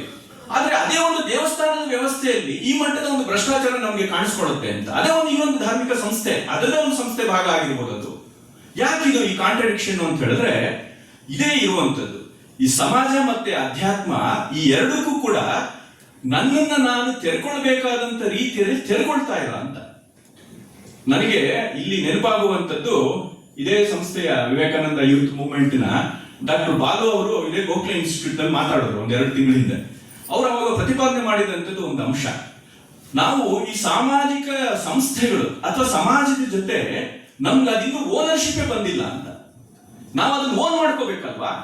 ಈಗ ಈ ಆಡಿಟೋರಿಯಂ ನಂದು ಅಂತ ಒಂದು ಭಾವನೆ ನೀವು ಬಂದಾಗ, ನೀವು ಟಾಯ್ಲೆಟ್ಗೆ ಹೋದಾಗ ಅಲ್ಲಿ ನೀರು ಹೋಗ್ತಿದ್ರೆ ನೀವು ನಿಲ್ಲಿಸಿ ಬರ್ತೀರಿ, ನಿಮ್ಮನೇಲಿ ಬಿಟ್ಟು ಬರೋದಿಲ್ವಲ್ಲ. ಫ್ಯಾನ್ ಸುತ್ತಾ ಇದ್ರೆ ಅದನ್ನ ಆರಿಸಿ ಹೋಗ್ತೀರಿ, ನಿಮ್ಮ ಮನೇಲಿ ಹಾಗೆ ಮಾಡ್ತೀರಿ ಅಂತ. ಈ ಆಡಿಟೋರಿಯಂ ನಿಮ್ ಮನೆ ತರನೇ ಇದು ನಂದು ಅಂತ ಇದ್ದಾಗ, ಓನರ್ಶಿಪ್ ಇದ್ದಾಗ ಬರುತ್ತೆ ಅಂತ. ಆದ್ರೆ ಈ ಡೆಮಾಕ್ರಸಿಲಿ ಏನಾಗ್ತಿದೆ ಅಂತ ಹೇಳಿದ್ರೆ, ನಮಗೆ ಈ ಧಾರ್ಮಿಕತೆ ಅನ್ನುವಂಥದ್ದು ಸಹಜವಾಗಿ ಸಾವಿರಾರು ವರ್ಷಗಳಿಂದ ನಮಗೆ ರಕ್ತಗತವಾಗಿ ಬಂದಿರೋದ್ರಿಂದ ಇದು ಪ್ರತ್ಯೇಕವಾಗಿ ಹೇಳ್ಬೇಕಾಗಿಲ್ಲ, ನಮ್ಮ ರಕ್ತದಲ್ಲಿ ಕೂತಿದೆ ಅದು. ಆದ್ರೆ ಈ ಡೆಮಾಕ್ರಸಿ ಅನ್ನುವಂಥ ವ್ಯವಸ್ಥೆನೇ ಒಂದು ಹೊಸದಾಗಿರೋದ್ರಿಂದ, ನೋಡಪ್ಪ ಇದ್ರಲ್ಲಿ ನೀವು ಒಂದು ವೋಟ್ ಮಾಡದೇ ಇದ್ರೆ ಈ ರೀತಿ ತೊಂದರೆ ಆಗುತ್ತೆ ಸಮಾಜಕ್ಕೆ, ನೀನು ₹1 ಇವತ್ತು ಲಂಚ ತಗೊಳ್ಳೋದ್ರಿಂದ ಈ ರೀತಿ ಸಮಾಜದಲ್ಲಿ ತೊಂದರೆ ಆಗುತ್ತೆ ಅನ್ನುವಂತ ಅರಿವು ಅವನಿಗಿನ್ನೂ ಬಂದಿಲ್ಲ ಅಂತ. ನಾನು ಅರ್ಥ ಆಗ್ತಿರೋದು ಭ್ರಷ್ಟಾಚಾರಗಳಿಗೆಲ್ಲ ಈ ಅರಿವಿಲ್ಲ ಅಂತ ಹೇಳ್ತಿರುವಂತದ್ದು. ಆದ್ರೆ ಈ ಹೇಗೆ ಪ್ರಜೆಗಳು ಸಿದ್ಧವಾಗಬೇಕು ಅಂತ, ಈ ಡೆಮಾಕ್ರಸಿಯಲ್ಲಿ ಈ ರೀತಿ ತನ್ನನ್ನು ತಾನು ಆತ್ಮಾವಲೋಕನ ಮಾಡಿಕೊಳ್ಳುವಂತ ಸಾಧ್ಯತೆಗಳೇ ಬಹಳ ಕಡಿಮೆ ಅಂತ ಆಗಿರೋದ್ರಿಂದ ಈ ಪಬ್ಲಿಕ್ ಇಂಟೆಲೆಕ್ಚುಯಲ್ಸ್ ಅನ್ನುವಂಥವರ ಸ್ಥಾನ ಅನಿವಾರ್ಯತೆ ಹೆಚ್ಚುತ್ತೆ ಅಂತ ಆ ಕೆಲಸವನ್ನ ಡಿವಿಜಿ ಅಂತವ್ರು ಮಾಡಿದ್ರು ಅಂತ, ಅದು ಅವರ ಹೆಚ್ಚುಗಾರಿಕೆ ಅಂತ. ಹಾಗಾಗಿ ನಮಗೆ ಡೆಮಾಕ್ರಸಿ ಇನ್ನೂ ಅರ್ಥವಾಗದೇ ಇರೋದ್ರಿಂದ ಡಿವಿಜಿ ಅವರು ಈ ಬರವಣಿಗೆ ಇನ್ನೂ ನಮ್ಗೆ ಅರ್ಥವಾಗ್ತಿಲ್ಲ ಅಂತ ಈ ಪರಿಸ್ಥಿತಿ ನಾವಿದ್ದೀವಿ. ಹಾಗಾಗಿ ಅದು ರವೀಂದ್ರನಾಥ್ ಥಾಪರ್ಗೆ ಅಂತ ಒಬ್ಬ ಏನು ಚಿಂತಕರು ಅನ್ನುವಂಥವ್ರಿಗೆ ಡಿವಿಜಿ ಅವರು ಮಾಡಿದಂತ ಸಾಧನೆಗಳ ಬಗ್ಗೆ ಅವ್ರಿಗೆ ಅರಿವೇ ಇರೋದಿಲ್ಲ. ಅಂತವ್ರಿಗೆ ಅರಿವಿಲ್ಲ ಅಂತ ಹೇಳಿದ್ರೆ ಸಾಮಾನ್ಯ ಜನರಾದ ನಮ್ಮಗಳಿಗೆ ಹೆಂಗಿರುತ್ತೆ, ಅದಕ್ಕೆ ಡಿವಿಜಿ ಅವರು ನಮ್ಮ ನೋಡಿ ಹೋಗ್ತಿರೋದು ಅಂತ. ಹಾಗಾಗಿ ಈ ಮನುಷ್ಯ ಅನ್ನುವಂಥ ಏನು ಒಬ್ಬ ಈ ಪ್ರಪಂಚದಲ್ಲಿ ಒಂದು ಒಂದು ಒಗಟಾಗಿ ಏನೇನೋ ರೀತಿಯಲ್ಲಿ ಕಾಣ್ತಾ ಇದ್ದಾನಲ್ಲ, ಇವ್ರ ಬಗ್ಗೆ ಅರಿಸ್ಟಾಟಲ್ ಒಂದು ಒಳ್ಳೆ ಮಾತನ್ನ, ಅವನು ಒಂದು ಸೋಷಿಯಲ್ ಅನಿಮಲ್ ಅಂತ. ಅವನು ಪ್ರಾಣಿನೇ, ಆದ್ರೆ ಅವನು ಸೋಷಿಯಲ್ ಅನಿಮಲ್ ಅಂತ. ಸೊಸೈಟಿಯಲ್ಲಿ ಇರುವಂತ ಒಬ್ಬ ಸಮಾಜದಲ್ಲಿ ಇರುವಂತ ಪ್ರಾಣಿ ಅದು ಅಂತ. ಅವನಿಗೆ ತನ್ನ ಸಮಾಜವನ್ನ ಚೆನ್ನಾಗಿ ಇಟ್ಕೋಬೇಕು, ಅಲ್ಲಿ ಅವನ ಮನುಷ್ಯನಾಗಿ ಬದುಕಬೇಕು ಅಂದ್ರೆ ಅಂತ. ಈ ದೃಷ್ಟಿಯಿಂದ ಡಿವಿಜಿ ಅವರು ಬಹಳ ಅದ್ಭುತವಾದಂತ ಒಂದು ಕೊಡುಗೆಯನ್ನ ನಮ್ಮ ಪರಂಪರೆಯಲ್ಲಿ ಅದಕ್ಕೆ ಹೇಳುವಂಥದ್ದು. ಅದು ಡಿವಿಜಿ ಅವರು ಅಲ್ಲಲ್ಲಿ ಉಲ್ಲೇಖ ಮಾಡ್ತಾರೆ, ಮಾನವ ಜನ್ಮ ದೊಡ್ಡದು, ಆಮೇಲೆ ವಿವೇಕ ಚೂಡಾಮಣಿಯಲ್ಲಿ ಬರುವಂತ ಈ ಮನುಷ್ಯ ಜನ್ಮ ಅನ್ನುವಂಥದ್ದು ದೊಡ್ಡದು, ಈ ತರದ್ದೆಲ್ಲ ಬೇರೆ ಬೇರೆ ಗ್ರಂಥಗಳು, ದಾಸರು ಇದೆಲ್ಲ ಹೇಳುವಂಥದ್ದು ಅಂತ ಹೇಳಿದ್ರೆ ಮನುಷ್ಯನಿಗೆ ಯೋಚನೆ ಮಾಡುವಂತ ಶಕ್ತಿ ಇದೆ. ಅದಕ್ಕೆ ಒಬ್ಬ ಸೈಂಟಿಸ್ಟ್ ಒಳ್ಳೆ ಅದ್ಭುತವಾದ ಮಾತನ್ನು ಹೇಳ್ತಾನೆ. ಬೇರೆ ಪ್ರಾಣಿಗಳಿಗೂ ಮನುಷ್ಯನಿಗೂ ಏನು ವ್ಯತ್ಯಾಸ ಅಂತ ಹೇಳಿದ್ರೆ, ಬೇರೆ ಪ್ರಾಣಿ ಪಕ್ಷಿಗಳೆಲ್ಲವೂ ಕೂಡ ಪರಿಸರದ ಜೊತೆ, ಪರಿಸರ ಹೇಗಿದೆಯೋ ಅದ್ರ ಜೊತೆ ಹಾಗೆ ಬದುಕತ್ತೆ.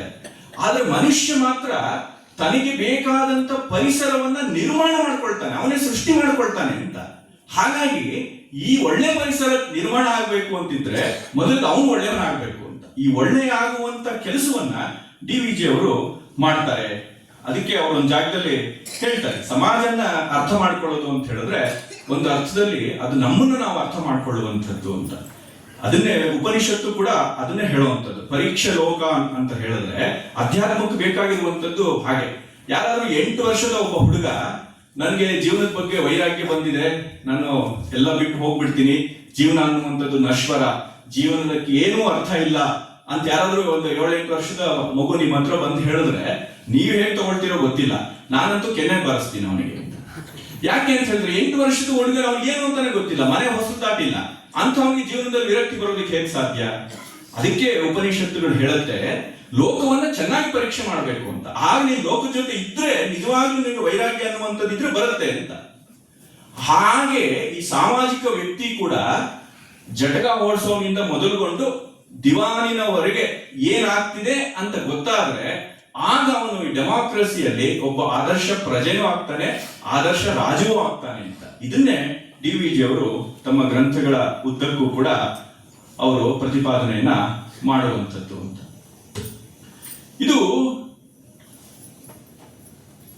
ಇದಕ್ಕೆ ಡಿವಿಜಿ ಅವರು ಗ್ರಂಥಗಳನ್ನ ಬರೆದ್ರು, ಸಂಸ್ಥೆಯನ್ನೇ ಸ್ಥಾಪನೆ ಮಾಡಿದ್ರು. ಇದೆಲ್ಲ ನಮ್ಗೆ ಗೊತ್ತಿದೆ. ಗೋಖಲೆ ಸಂಸ್ಥೆಯನ್ನ ಅವರು ಸ್ಥಾಪನೆ ಮಾಡಿದ ಉದ್ದೇಶವೇ ಹಾಗೆ, ಅದು ಪಬ್ಲಿಕ್ ಅಫೇರ್ಸ್, ಸಾರ್ವಜನಿಕ ವಿಚಾರ ಸಂಸ್ಥೆ ಅದು. ಅಂದ್ರೆ ಸಾರ್ವಜನಿಕರು ಎಲ್ಲರೂ ಬಂದು ಅಲ್ಲಿ ಮಂಥನವನ್ನು ಮಾಡಬೇಕು, ವಿಚಾರ ಮಂಥನವನ್ನ ಮಾಡಬೇಕು ಅನ್ನೋ ಉದ್ದೇಶದಿಂದಲೇ ಅವರು ಸಂಸ್ಥೆಯನ್ನ ಕಟ್ಟಿದ್ದು ಅಂತ. ಒಂದು ನಿರಂತರವಾಗಿ ಒಂದು ವಿಚಾರ ಮಂಥನ ಅನ್ನುವಂಥದ್ದು ನಡಿಬೇಕು ಅಂತ. ನಂದೇ ಸರಿ ಅನ್ನುವಂಥ ಧೋರಣೆ ಯಾವತ್ತೂ ಡೆಮಾಕ್ರಸಿಯಲ್ಲಿ ಸರಿ ಇಲ್ಲ ಅನ್ನೋದನ್ನ ಅವರು ಬಹಳ ಅದ್ಭುತವಾಗಿ ಪ್ರತಿಪಾದನೆ ಮಾಡ್ತಾರೆ. ಹೇಳ್ತಾರೆ ಅವರು, ಈ ದೇಶದ ಡೆಮಾಕ್ರಸಿ ಎಷ್ಟು ಗಟ್ಟಿ ಇದೆ ಅನ್ನೋದಕ್ಕೆ ಸಾಕ್ಷಿ ಆಡಳಿತ ಪಕ್ಷ ಅಲ್ಲ, ವಿರೋಧ ಪಕ್ಷ ಅಂತ ಹೇಳ್ತಾರೆ. ಅದು ಡಿವಿಜಿ ಇವತ್ತೆಲ್ಲ ಬರೀತಾ ಇರೋದು. ಅವರು ಯಾವಾಗ ಬರ್ದಿದ್ದಾರೆ ಅನ್ನೋದು ನಾವು ಯೋಚನೆ ಮಾಡಬೇಕು ಅಂತ. ಈಗಿನ ವಿರೋಧ ಪಕ್ಷಗಳು ನೋಡಿ ಅವ್ರು ಬರ್ದಿದ್ದಲ್ಲ. ಅಂದ್ರೆ ಅದು ಚಿಂತನೆ ಎಷ್ಟು ಅದ್ಭುತವಾಗಿದೆ ಅಂತ. ಈಗಲೂ ಕೂಡ ನಮ್ಗೆ ಗೊತ್ತಿದೆ, ವಿರೋಧ ಪಕ್ಷಗಳು ವೀಕಾದ ಹತ್ತಿದ್ದಾಗೆ ಸರ್ಕಾರಗಳ ಒಂದು ಅಟ್ಟಹಾಸ ಹೇಗೆ ಆಗತ್ತೆ ಅನ್ನುವಂಥದ್ದು ನಮಗೆ ಗೊತ್ತಿದೆ ಅಂತ. ಹಾಗೆ ಡಿವಿಜಿ ಅವರು ಆ ನೆಲೆಯಿಂದ ಅವರು ಸಂಸ್ಥೆಯನ್ನ, ಆ ಸಂಸ್ಥೆಯಲ್ಲಿ ಇದ್ರ ಬಗ್ಗೆ ವಿಚಾರಗಳನ್ನು, ಪರ ವಿರೋಧ ಎರಡು ಚರ್ಚೆ ನಡಿಬೇಕು, ಮಂಥನ ನಡಿಬೇಕು ಅನ್ನೋ ದೃಷ್ಟಿಯಿಂದ ಅದನ್ನು ಸ್ಥಾಪನೆ ಮಾಡಿದ್ರು. ಅದಕ್ಕೆ ಬೇಕಾದಂತ ಕಾರ್ಯಕರ್ತರನ್ನ ಸಿದ್ಧ ಮಾಡೋ ರೀತಿಯಲ್ಲಿ ಅವರ ಅಧ್ಯಯನ ಗೋಷ್ಠಿಗಳನ್ನ ನಡೆಸಿದ್ರು. ಆಮೇಲೆ ಪುಸ್ತಕಗಳಂತೂ ಗೊತ್ತೇ ಗೊತ್ತು ಬರೀತಾ ಇದ್ರು. ಆದ್ರೆ ಆ ಪುಸ್ತಕಗಳನ್ನೆಲ್ಲ ಅವ್ರು ಕರೀತಾ ಇದ್ದಿದ್ದು ನಾನೊಬ್ಬ ಪತ್ರಕರ್ತ ಅಂತಾನೆ ಬರೀತಾ ಇದ್ರು ಅಂತ. ನಾನು ವಿದ್ವಾಂಸ ಅಲ್ಲ, ನಾನೊಬ್ಬ ಪತ್ರಕರ್ತ ಅಂತ. ಯಾಕೆ ಅಂತ ಹೇಳಿದ್ರೆ ಪತ್ರಕರ್ತ ಸಮಾಜಕ್ಕೂ ಮತ್ತೆ ಪ್ರಭುತ್ವಕ್ಕೂ ಒಂದು ಸೇತುವೆ ಆಗಿರ್ತಾನೆ ಅಂತ. ಈ ದೃಷ್ಟಿ ಡಿ.ವಿ.ಜಿ ಅವರಿಗೆ ಚೆನ್ನಾಗಿತ್ತು. ಈಗಿನ ಜರ್ನಲಿಸಂ ಬಗ್ಗೆ ಎಲ್ಲ ಅವ್ರು ಹೇಳ್ತಿರುವಂತದ್ದು, ನಾನೊಬ್ಬ ಪತ್ರಕರ್ತ ಆ ದೃಷ್ಟಿಯಿಂದ ಡಿ.ವಿ.ಜಿ ಪರಂಪರೆಗೆ ಸೇರಿದ್ದೀನಿ ಅಂತ. ಆದ್ರೆ ಈಗಿನ ಜರ್ನಲಿಸಂನ ಸ್ವರೂಪವೇ ಬೇರೆ ಆಗ್ಬಿಟ್ಟಿದೆ. ಅದೇನು ಗುಟ್ಟಾಗೇನಿಲ್ಲ, ನಮ್ಗೆಲ್ಲ ಗೊತ್ತಾಗ್ತಾ ಇದೆ. ಈ ದೃಷ್ಟಿಯಿಂದ ಡಿ.ವಿ.ಜಿ ಅವರು ಎಷ್ಟೆಲ್ಲ ಆಯಾಮಗಳಿಂದ ಕೆಲಸ ಮಾಡಿದ್ರು ಅಂತ. ನಮಗೆ ಸ್ವಾತಂತ್ರ್ಯ ಯಾಕೆ ಬೇಕು, ರಾಜ್ಯ ಅಂದ್ರೆ ಏನು, ದೇಶ ಅಂದ್ರೆ ಏನು, ಸರ್ಕಾರ ಅಂದ್ರೆ ಏನು, ಸ್ವರಾಜ್ಯ ಅಂದ್ರೆ ಏನು, ವೋಟ್ ಅಂದ್ರೆ ಏನು, ವೋಟ್ ಯಾಕೆ ಮಾಡಬೇಕು, ಈ ತರದ್ರ ಬಗ್ಗೆ ಎಲ್ಲವೂ ಕೂಡ ಅವರು ಹೇಳ್ತಾ, ಇದ್ರ ಮಧ್ಯೆನೇ ನಮ್ಮ ಈ ಸಮಾಜದಲ್ಲೇ ನಮ್ಮ ಜೀವನ ಅರಳೋದ್ರಿಂದ ನಾವು ಅದನ್ನ ಹೆಚ್ಚು ಜತನದಿಂದ ಈ ತತ್ವಗಳ ಕಡೆಗೆ ನಾವು ಮನಸ್ಸನ್ನ ಕೊಡಬೇಕು ಅಂತ ಹೇಳ್ತಾ ಅವರು ಒಂದೊಳ್ಳೆ ಮಾತನ್ನ ಹೇಳ್ತಾರೆ, ಬಹಳ ಪೊಯಿಟಿಕ್ ಆಗಿ. ಅವರು ಆ ಪೊಲಿಟಿಕಲ್ ರೈಟಿಂಗ್ ಮಾಡ್ಬೇಕಾದ್ರೂ ಬಹಳ ಪೊಯಿಟಿಕ್ ಆಗಿ ಮಾತಾಡ್ತಾರೆ. ಅದಿನ್ನೊಂದು ವಿಶೇಷ ಅಂತ ಹೇಳಿ, ನಮ್ಮ ಬಾಳಿನ ಮೊಗ್ಗು ಅರಳುವುದು ಇತರರ ಬಾಳಿನ ನೆರೆಯಲ್ಲಿ ಅಂತ ಒಂದು ಮಾತನ್ನು ಬರೀತಾರೆ. ಹಾಗಾಗಿ ನಾನು ಒಂದು ವೋಟ್ ಮಾಡೋದ್ರಿಂದ ನನ್ನ ಪಕ್ಕದ ಮನೆ ಒಂದು ಸಮಸ್ಯೆ ಪರಿಹಾರ ಆಗುತ್ತೆ, ಈ ದೃಷ್ಟಿ ನಮಗೆ ಬರಬೇಕು. ಅವನು ಒಳ್ಳೆ ಒಂದು ವೋಟ್ ಮಾಡೋದ್ರಿಂದ ನನ್ನ ಜೀವನ ಸರಿ ಹೋಗುತ್ತೆ ಅಂತ. ಇದು ಬೇಕಾಗಿರುವಂತ ಒಂದು ಮನೋಧರ್ಮ ಅಂತ ಹೇಳ್ತಾ ಅವರು ಅದನ್ನ ಕಗ್ಗದಲ್ಲಿ ಇದಕ್ಕೆ ಪೂರಕವಾಗಿ ಎಷ್ಟೋ ಮಾತುಗಳನ್ನ ಹೇಳ್ತಾರೆ. ಇನ್ನೊಂದು ನನಗೆ ಬಹಳ ಮುಖ್ಯವಾದಂತ ಸಂಗತಿ, ನಾನು ತುಣುಕು ಮಾಡಿ ಹೋಗ್ತಾ ಇದ್ದೀನಿ, ಸಮಯ ಹೆಚ್ಚು ಇಲ್ಲದೆ ಇರೋದ್ರಿಂದ ಸ್ವಲ್ಪ ಎಲ್ಲೆಲ್ಲಿ ನೀವು ನೋಡ್ಬೋದು ಅಂತ ಅಷ್ಟೇ ನಾನು ಸೂಕ್ಷ್ಮವಾಗಿ ಹೇಳ್ತಾ ಇದ್ದೀನಿ. ಅವ್ರು ಇದ್ರ ಮಧ್ಯೆ ಹೇಳುವಂತ ಇನ್ನೊಂದು ಮಾತು ಬಹಳ ಆಯ್ತು. ನಮ್ಗೆ ಈ ಡೆಮಾಕ್ರಸಿ ಅಥವಾ ಸಮಾಜದಲ್ಲಿ ಈ ರೀತಿಯ ಭ್ರಷ್ಟಾಚಾರವೋ ಅಥವಾ ಯಾವ್ದೋ ಕೆಲಸಗಳಲ್ಲಿ ಈ ತರ ಆಗ್ತಿರುವಂತ ಸಮಸ್ಯೆಗಳು ಏನೋ 108 ತಾಪತ್ರಯಗಳಂತೂ ಡೆಮಾಕ್ರಸಿ ಇದ್ದೇ ಇರುತ್ತೆ ಅಲ್ವಾ. ಈ ಸಂದರ್ಭದಲ್ಲೆಲ್ಲ ನಾವ್ ಏನ್ ಮಾಡ್ತೀವಿ ಅಂತ ಹೇಳಿದ್ರೆ, ಸಾಮಾನ್ಯವಾಗಿ ಅದು ರಾಮಾಯಣವನ್ನ, ಕೌಟಿಲ್ಯನ ಅರ್ಥಶಾಸ್ತ್ರವನ್ನ, ಕಾಮಂದಿಕಿಯ ನೀತಿ ಸಾರ ಇದನ್ನೆಲ್ಲ ಉಲ್ಲೇಖ ಮಾಡಿಬಿಟ್ಟು ಒಂದು ಆದರ್ಶವಾದಂತ ಒಂದು ಸಮಾಜ ಎಲ್ಲಾ ಕಾಲಕ್ಕೂ ಇತ್ತು ಅನ್ನೋ ರೀತಿಯಲ್ಲಿ ನಾವು ಮಾತಾಡ್ತಿರ್ತೀವಿ. ಡಿ.ವಿ.ಜಿ ಅವರು ಅದನ್ನು ಒಪ್ಪಲ್ಲ. ಅದು ಬಹಳ ಮುಖ್ಯವಾಗಿರುವಂತದ್ದು. ಅವರು ಬೈತಾರೆ, ನಮ್ಮ ರಾಮಾಯಣದಲ್ಲಿ ಕಚ್ಚಿತ್ ಸರ್ಗ ಅಂತ ಹೇಳಿ ಅದಕ್ಕೆ ಪ್ರಖ್ಯಾತಿ. ರಾಮ ಭರತನಿಗೆ ಅಲ್ಲಿ ರಾಜನ ಕರ್ತವ್ಯಗಳ ಬಗ್ಗೆ ಹೇಳುವಂತದ್ದೆಲ್ಲ ಬರುತ್ತೆ. ಮಹಾಭಾರತದ ಶಾಂತಿ ಪರ್ವ ಇದೆ, ಮನುಸ್ಮೃತಿಯಲ್ಲೂ ಸಾಕಷ್ಟು ಬರುತ್ತೆ, ಕಾಮಂದಿಕಿಯ ನೀತಿ ಸಾರ ಇರುವಂತದ್ದು ಅದಕ್ಕೆ, ಕೌಟಿಲ್ಯನ ಅರ್ಥಶಾಸ್ತ್ರವೂ ಹೋದೆ. ಡಿ.ವಿ.ಜಿ ಅವರು ಇಲ್ಲಿಂದ ಎಲ್ಲ ಕೋಟ್ ಮಾಡ್ತಾರೆ. ಆದ್ರೆ ಅವ್ರು ಹೇಳ್ತಾರೆ, ಈಗಿನ ಡೆಮಾಕ್ರಸಿಗೆ ಇದಿಷ್ಟೇ ಸಾಕಾಗೋದಿಲ್ಲ ಅಂತ. ಇದನ್ನ ಅರ್ಥ ಮಾಡ್ಕೊಳ್ಳೋದಿಕ್ಕೆ ಅಥವಾ ಇಲ್ಲಿನ ವ್ಯವಸ್ಥೆ ಒಳಗಡೆ ನಾವು ಹೋಗೋದಿಕ್ಕೆ, ವ್ಯವಸ್ಥೆಯನ್ನ ಸರಿ ಮಾಡೋದಿಕ್ಕೆ, ವ್ಯವಸ್ಥೆಯಲ್ಲಿ ಒಂದಾಗೋದಿಕ್ಕೆ ಇದಿಷ್ಟೇ ಸಾಕಾಗೋದಿಲ್ಲ ಅಂತ. ಯಾಕೆಂದ್ರೆ ಆಗಿನ ಕಲ್ಪನೆಗಳು, ಈಗ ಸಮಾಜ ಅನ್ನುವಂಥದ್ದು, ಒಂದು ದೇಶ ಅನ್ನುವಂಥದ್ದು, ರಾಜ್ಯ ಅನ್ನುವಂಥದ್ದು ಬೇರೆನೇ ರೀತಿಯಲ್ಲಿ ಬೆಳೆದಿದೆ, ಬೇರೆನೇ ರೀತಿಯಲ್ಲಿ ಬೆಳೀತಾ ಇದೆ. ಎಷ್ಟು ಸಂಕೀರ್ಣವಾಗಿದೆ ಅಂತ ಹೇಳಿದ್ರೆ ಯಾವುದೋ ಒಂದು ಗ್ರಂಥದಿಂದ ಇದಕ್ಕೆ ಉತ್ತರ ಅನ್ನೋ ತರದ್ದು ಇಲ್ಲ ಅಂತ ಹೇಳ್ತಾರೆ. ಇದು ಬಹಳ ಮುಖ್ಯವಾದಂತ ಒಂದು ಸಂಗತಿ. ನಮ್ಗೆ ಇವಾಗ ಒಂದಿದೆ, ಎಲ್ಲದಕ್ಕೂ ಅಲ್ಲಿದೆ ಉತ್ತರ, ಅಲ್ಲಿ ವೇದದಲ್ಲಿದೆ, ಇಲ್ಲಿ ರಾಮಾಯಣದಲ್ಲಿದೆ, ಇಲ್ಲಿ ಮಹಾಭಾರತದಲ್ಲಿದೆ ಅಂತ ಹೇಳಿ ನಾವು ಭಾವುಕವಾಗಿ ಮಾತಾಡ್ತೀವಿ. ನಾನು ಮಾತಾಡೋದು ತಪ್ಪು ಅಂತ ಹೇಳ್ತಿಲ್ಲ, ಆದ್ರೆ ವಾಸ್ತುದಿಂದಲೂ ಮಾತಾಡ್ಬೇಕು ಅಂತ. ನಮಗಿಂತ ಚೆನ್ನಾಗಿ ಡಿ.ವಿ.ಜಿ ಅವರು ವೇದಗಳನ್ನ, ರಾಮಾಯಣ ಮಹಾಭಾರತಗಳನ್ನ ಚೆನ್ನಾಗೇ ಓದಂತವ್ರು. ಆದ್ರೆ ಅವರು ರಾಜ್ಯಶಾಸ್ತ್ರವನ್ನು ಚೆನ್ನಾಗಿ ಓದಿದ್ದಾರೆ, ಅವ್ರು ಎಂತೆಂಥವ್ರನ್ನ ಉಲ್ಲೇಖ ಮಾಡ್ತಾರೆ. ಇದ್ರ ಮಧ್ಯೆ ಅವ್ರು ಹೇಳುವಂತದ್ದು, ನಮ್ಮಲ್ಲಿ ಒಂದು ಆದರ್ಶ ಇತ್ತು, ನಮ್ಮಲ್ಲಿ ಒಂದು ಕಾಣಿಕೆ ಇದೆ ರಾಜ್ಯ ಅಂದ್ರೆ ಏನು ಅಂತ ಹೇಳಿ. ಆದ್ರೆ ಈಗಿನ ರಾಜಕೀಯವನ್ನ ಅರ್ಥ ಮಾಡ್ಕೊಳ್ಳೋದಿಕ್ಕೆ ಇದಿಷ್ಟೇ ಸಾಕಾಗೋದಿಲ್ಲ ಅನ್ನುವಂತ ಒಂದು ಪ್ರಬುದ್ಧತೆ ಕೂಡ ನಮಗೆ ಬೇಕು ಅಂತ ಅವರು ಹೇಳ್ತಾರೆ ಅಂತ. ಅದಕ್ಕೆ ಒಂದು ರೀತಿ ಅವರು ಈ ಕನ್ನಡದ ಬರಹಗಳಿದೆಯಲ್ವಾ, ಇದೆಲ್ಲವೂ ಕೂಡ ನಮ್ಮನ್ನ ಒಬ್ಬ ರಾಷ್ಟ್ರಕ, ಸಿಟಿಸನ್ಗೆ ಅವರೇ ಕಾಯ್ದು ಮಾಡಿರುವಂತ ಶಬ್ದ. ಆ ರಾಷ್ಟ್ರಕನಿಗೆ ಬೇಕಾದಂತ ಒಂದು ಹೃದಯವನ್ನ ಈ ಕನ್ನಡ ರೈಟಿಂಗ್ಸ್ ಸಿದ್ಧ ಮಾಡುತ್ತೆ ಡಿ.ವಿ.ಜಿ ಅವರು. ಅವರ ಇಂಗ್ಲಿಷ್ ಬರಹಗಳಿದೆಯಲ್ಲ, ಅದಕ್ಕೆ ಬೇಕಾದಂತ ಒಂದು ಬುದ್ಧಿ ಕಡೆಗೆ ನಮ್ಮನ್ನ ತಗೊಂಡು ಹೋಗುತ್ತೆ ಅಂತ. ನೀವು ಆ ಇಂಗ್ಲಿಷ್ ರೈಟಿಂಗ್ ಲೆವೆಲ್ ಬೇರೆ, ಅದು ನೇರ ಅದು ಪೊಲಿಟಿಕಲ್ ಫಿಲಾಸಫರ್ ಆಯಾ ಕಾಲಕ್ಕೆ ರಿಯಾಕ್ಟ್ ಮಾಡೋದು ಹೇಗಿರುತ್ತೆ ಆ ತರದ ಬರಹಗಳು. ಈ ಎರಡನ್ನೂ ಇದ್ರೆ ಡಿ.ವಿ.ಜಿ ಅವರದೇ ಒಂದು ಮಾತು, ಹೃದಯ ಮತಿ ಸತಿಪತಿಗಳಂತಿರಲು ಬದುಕು ರಸ ತರ್ಕೈಕ್ಯ ಮಂಕುತಿಮ್ಮ ಅಂತ ಹೇಳ್ತಾರೆ. ನಮ್ಗೆ ಹೃದಯವೂ ಬೇಕು, ಆಮೇಲೆ ತಲೆನೂ ಬೇಕು ಅಂತ. ಎರಡು ಶಿವಪಾರ್ವತಿಯರು. ಅದು ಆ ರೀತಿ ಇದ್ದಾಗ ನಿಜವಾಗ್ಲೂ ಕೂಡ ನಮ್ಮ ಜೀವನ ಚೆನ್ನಾಗಾಗತ್ತೆ ಅನ್ನೋದನ್ನ ಅವರು ಬಹಳ ಅದ್ಭುತವಾಗಿ ಹೇಳ್ತಾರೆ ಅಂತ. ಇನ್ನು ಎಷ್ಟಿದೆ ಸಮಯ? ಇನ್ನ ಕೆಲವೊಂದು ಮಾತುಗಳನ್ನು ಉಲ್ಲೇಖ ಮಾಡೋಣ ಅಂತ ಅನ್ಕೊಂಡ್ರೆ,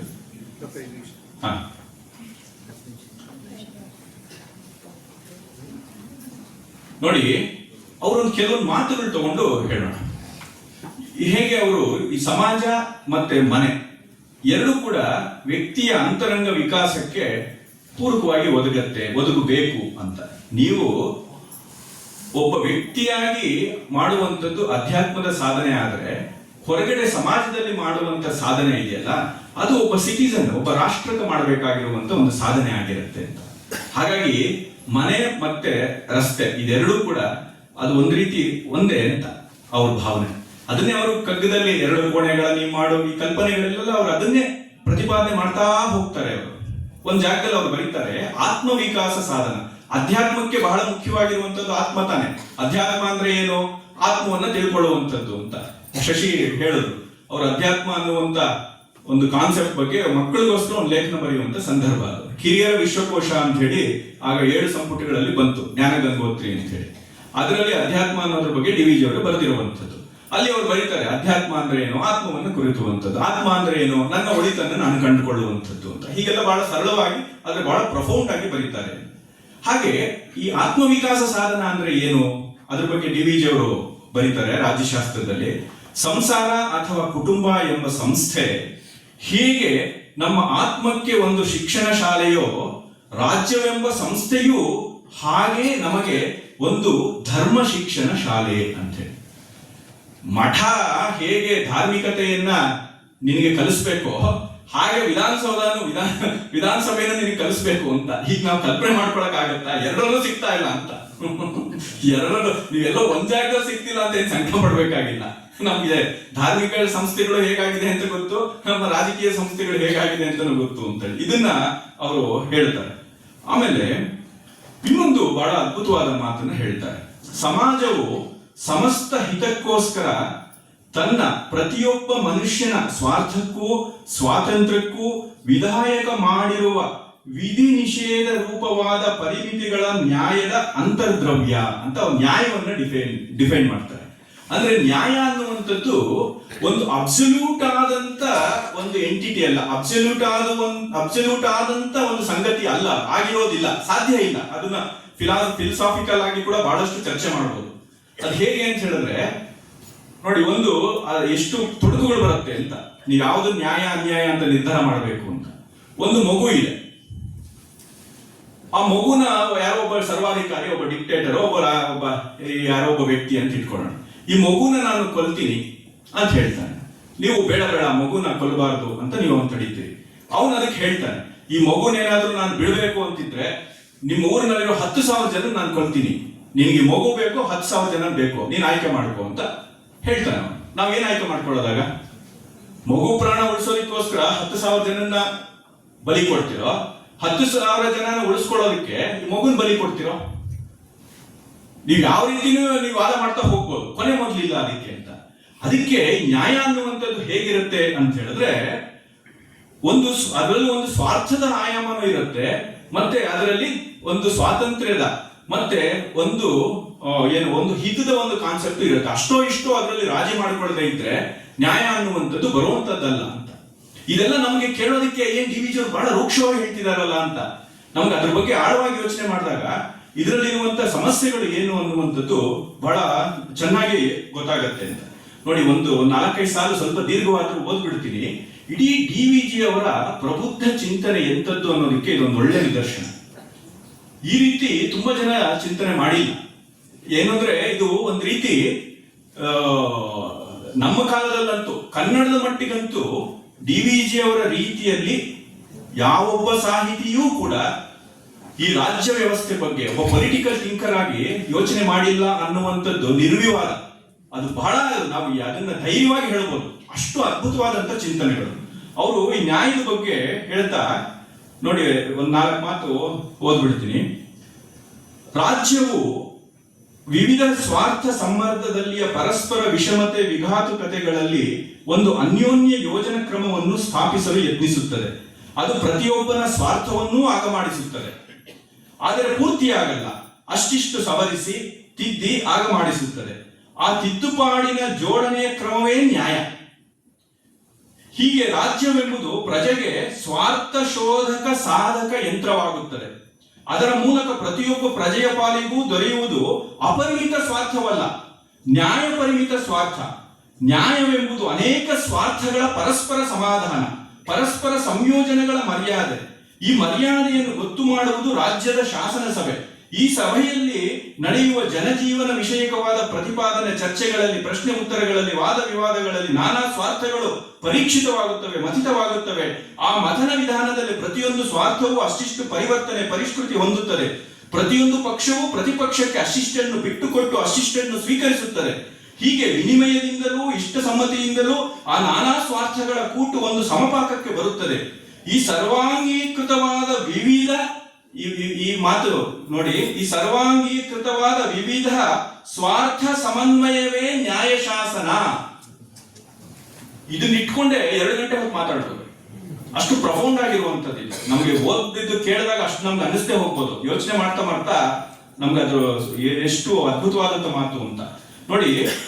ವಿವಿಧ ಸ್ವಾರ್ಥ ಸಮನ್ವಯವೇ ನ್ಯಾಯಶಾಸನ ಅಂತ ಹೇಳ್ತಾರೆ.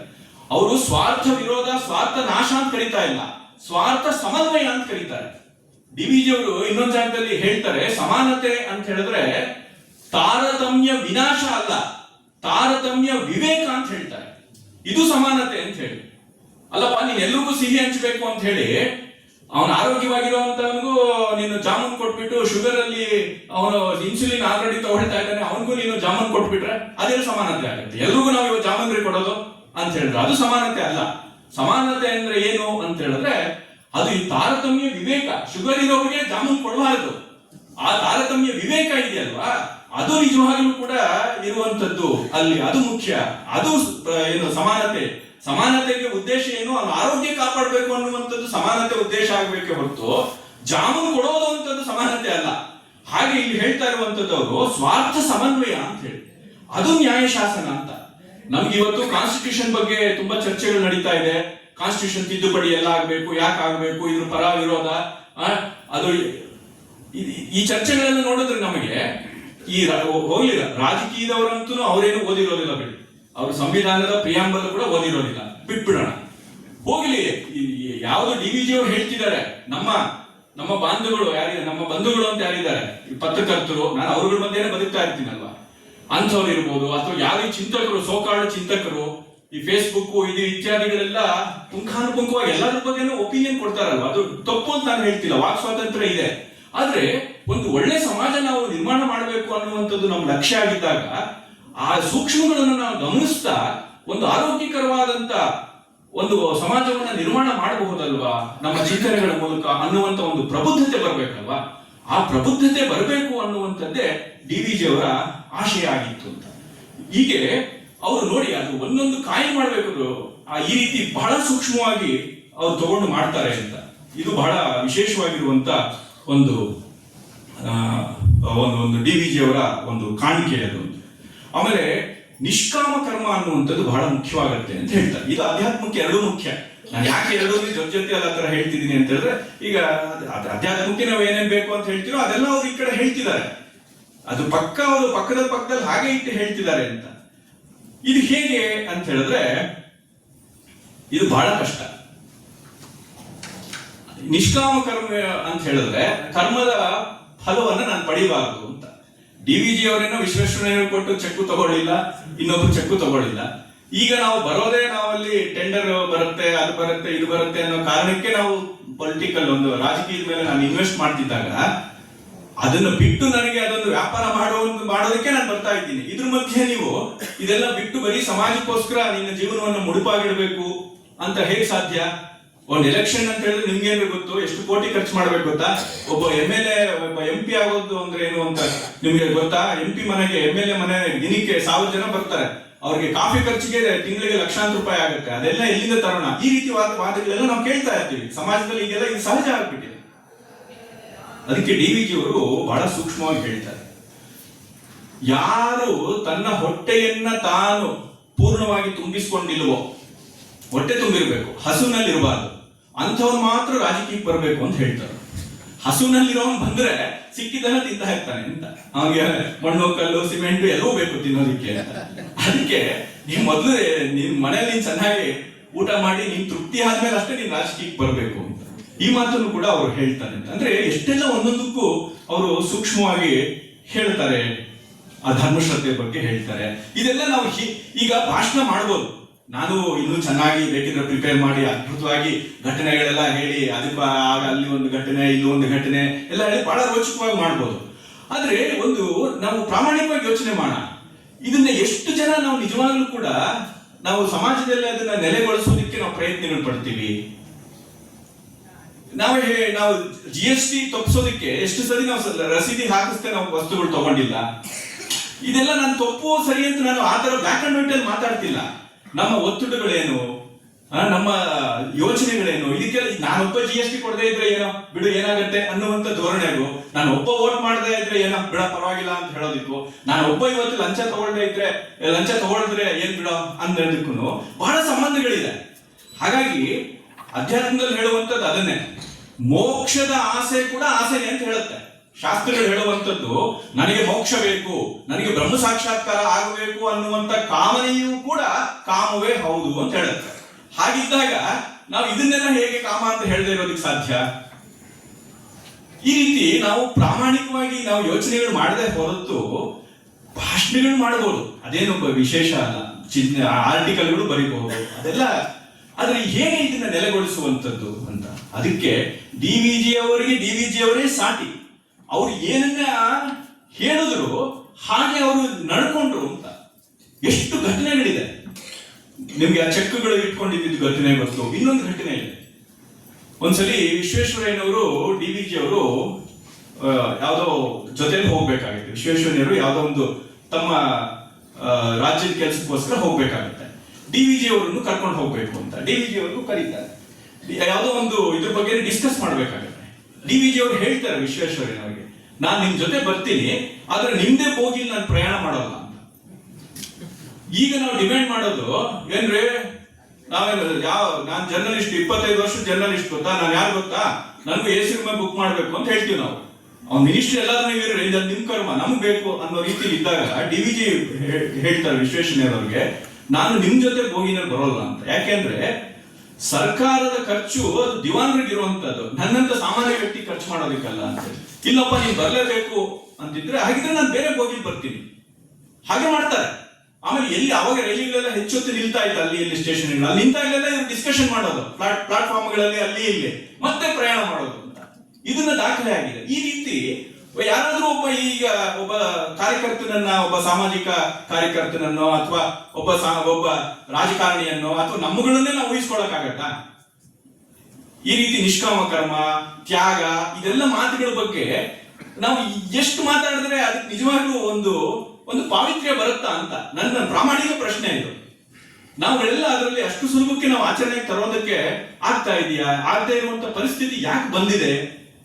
ಇದೆಲ್ಲ ನಾವು ಬಹಳ ಆಳವಾಗಿ ನಾವು ಯೋಚನೆ ಮಾಡ್ಬೇಕು. ನನಗಂತೂ ಈ 2-3 ದಿನ ಅದನ್ನು ಓದ್ತಾ ಒಂದು ರೀತಿ ಏನು ಕಷ್ಟ ಏನು ಅಂತ ಹೇಳುವಂಥದ್ದು, ಆ ರೀತಿ ಒಂದು ವಿಷಾದಿ ಹೋಗುವ ಏನೋ ಅದು ಒಂದು ಸ್ಥಿತಿಗಂತೂ ತಳ್ಳಿಬಿಡುತ್ತೆ ನಮ್ಮನ್ನ. ಎಷ್ಟು ನಮ್ಮ ಜೀವನಗಳು ಟೊಳ್ಳಾಗ್ತಾ ಹೋಗ್ತಿದೆ ಅಂತ ಹೇಳಿ. ಇದು ಅವರು ನೋಡಿ, ಇದೆಲ್ಲ ಇದೆಲ್ಲ ಹೇಳ್ಬೋದು. ಮೊದಲು ಕರ್ತವ್ಯ, ಅನಂತರ ಹಕ್ಕು ಅನ್ನೋದ್ರ ಬಗ್ಗೆ ಪುಂಖಾನುಪುಂಖವಾಗಿ ಬರೀತಾರೆ. ಅದನ್ನೊಂದು ಹೇಳಿ ಮಾಡಬೇಕು. ಈ ರಾಜಕೀಯಕ್ಕೂ ಮತ್ತೆ ಇದಕ್ಕೂ ಇರುವಂತ ಸಂಬಂಧದ ಬಗ್ಗೆ ಅವ್ರು ಹೇಳ್ತಾ ನೀತಿ ನಿಷ್ಠೆ ಅಂತೇಳಿ ಬರೀತಾರೆ. ಅದು ಬಹಳ ಚೆನ್ನಾಗಿರುವಂತ ಒಂದು ಕಾನ್ಸೆಪ್ಟ್. ಅದನ್ನ ಅವ್ರು ಎಲ್ಲಿಂದ ತಗೊಳ್ತಾರೆ ಅಂತ ಹೇಳಿದ್ರೆ,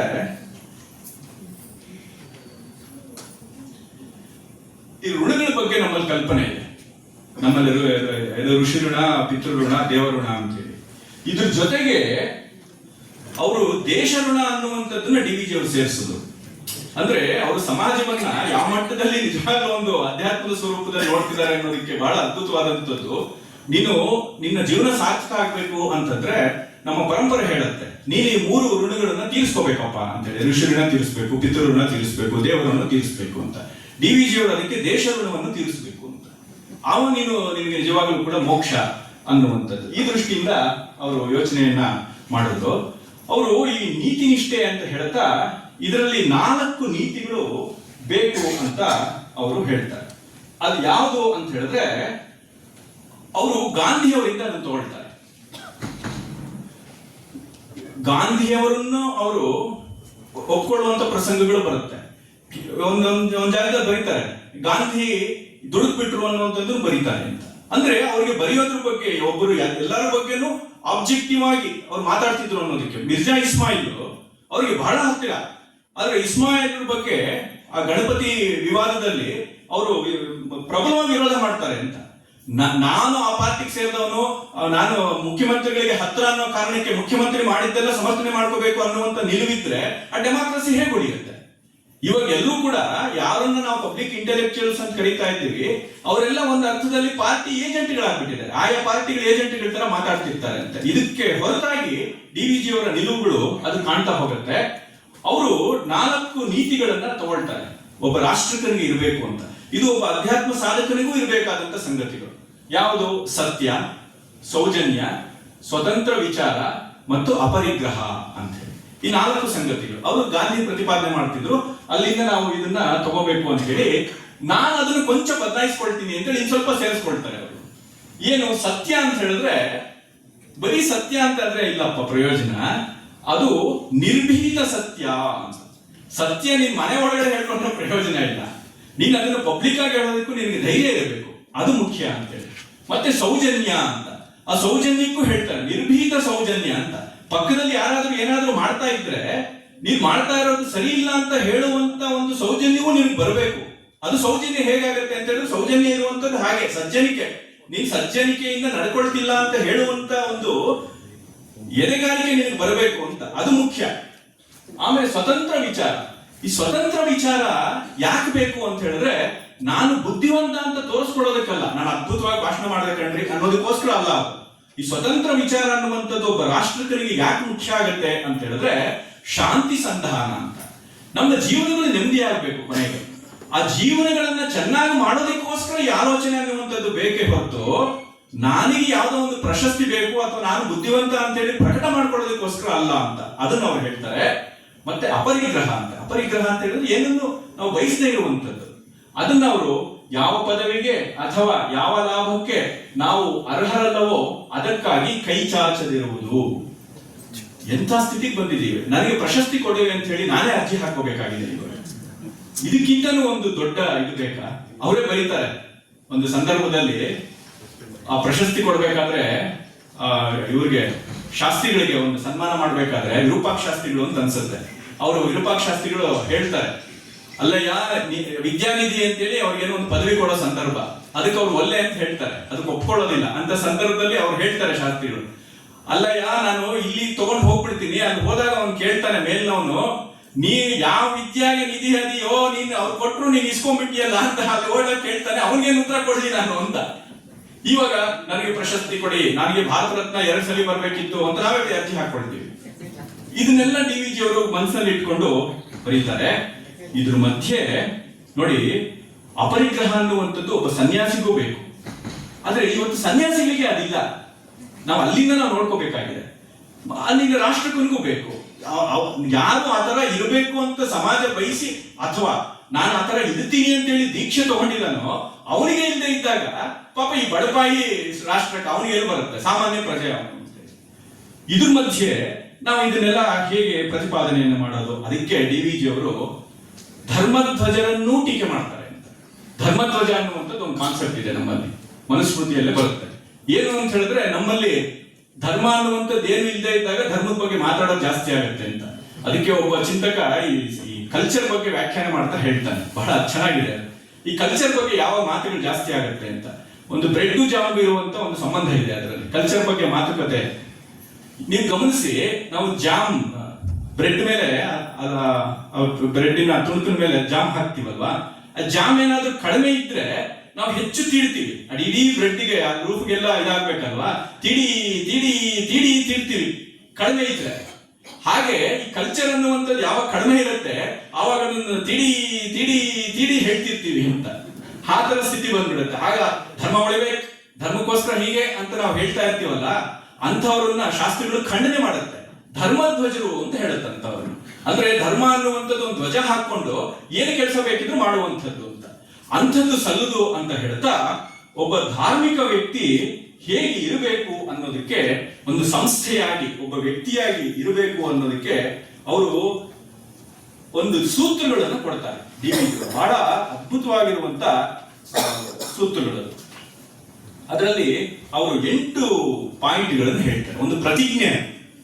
ಒಬ್ಬ ಸಾಮಾಜಿಕ ವ್ಯಕ್ತಿ, ಸಮಾಜದಲ್ಲಿ ನಾನು ಕೆಲಸ ಮಾಡಬೇಕು ಅಂತ ಹೋಗುವಂತವನು, ಸಮಾಜದಲ್ಲಿ ಇರುವಂತವನು, ಅಧಿಕಾರದಲ್ಲಿ ಇರುವಂತವರು ಎಲ್ಲರೂ ಕೂಡ ಪಾಲನೆ ಮಾಡಬೇಕಾಗಿರುವಂತದ್ದು ಅಂತ ಅವರು 8 ಅಂಶಗಳನ್ನ ಅಲ್ಲಿ ಅವರು ಹೇಳ್ತಾರೆ ಅಂತ. ಇದನ್ನ ಎಲ್ಲರೂ ಕೂಡ ಆಚರಣೆಗೆ ಇಟ್ಕೋಬೇಕು ಅಂತ ಹೇಳ್ತಾರೆ.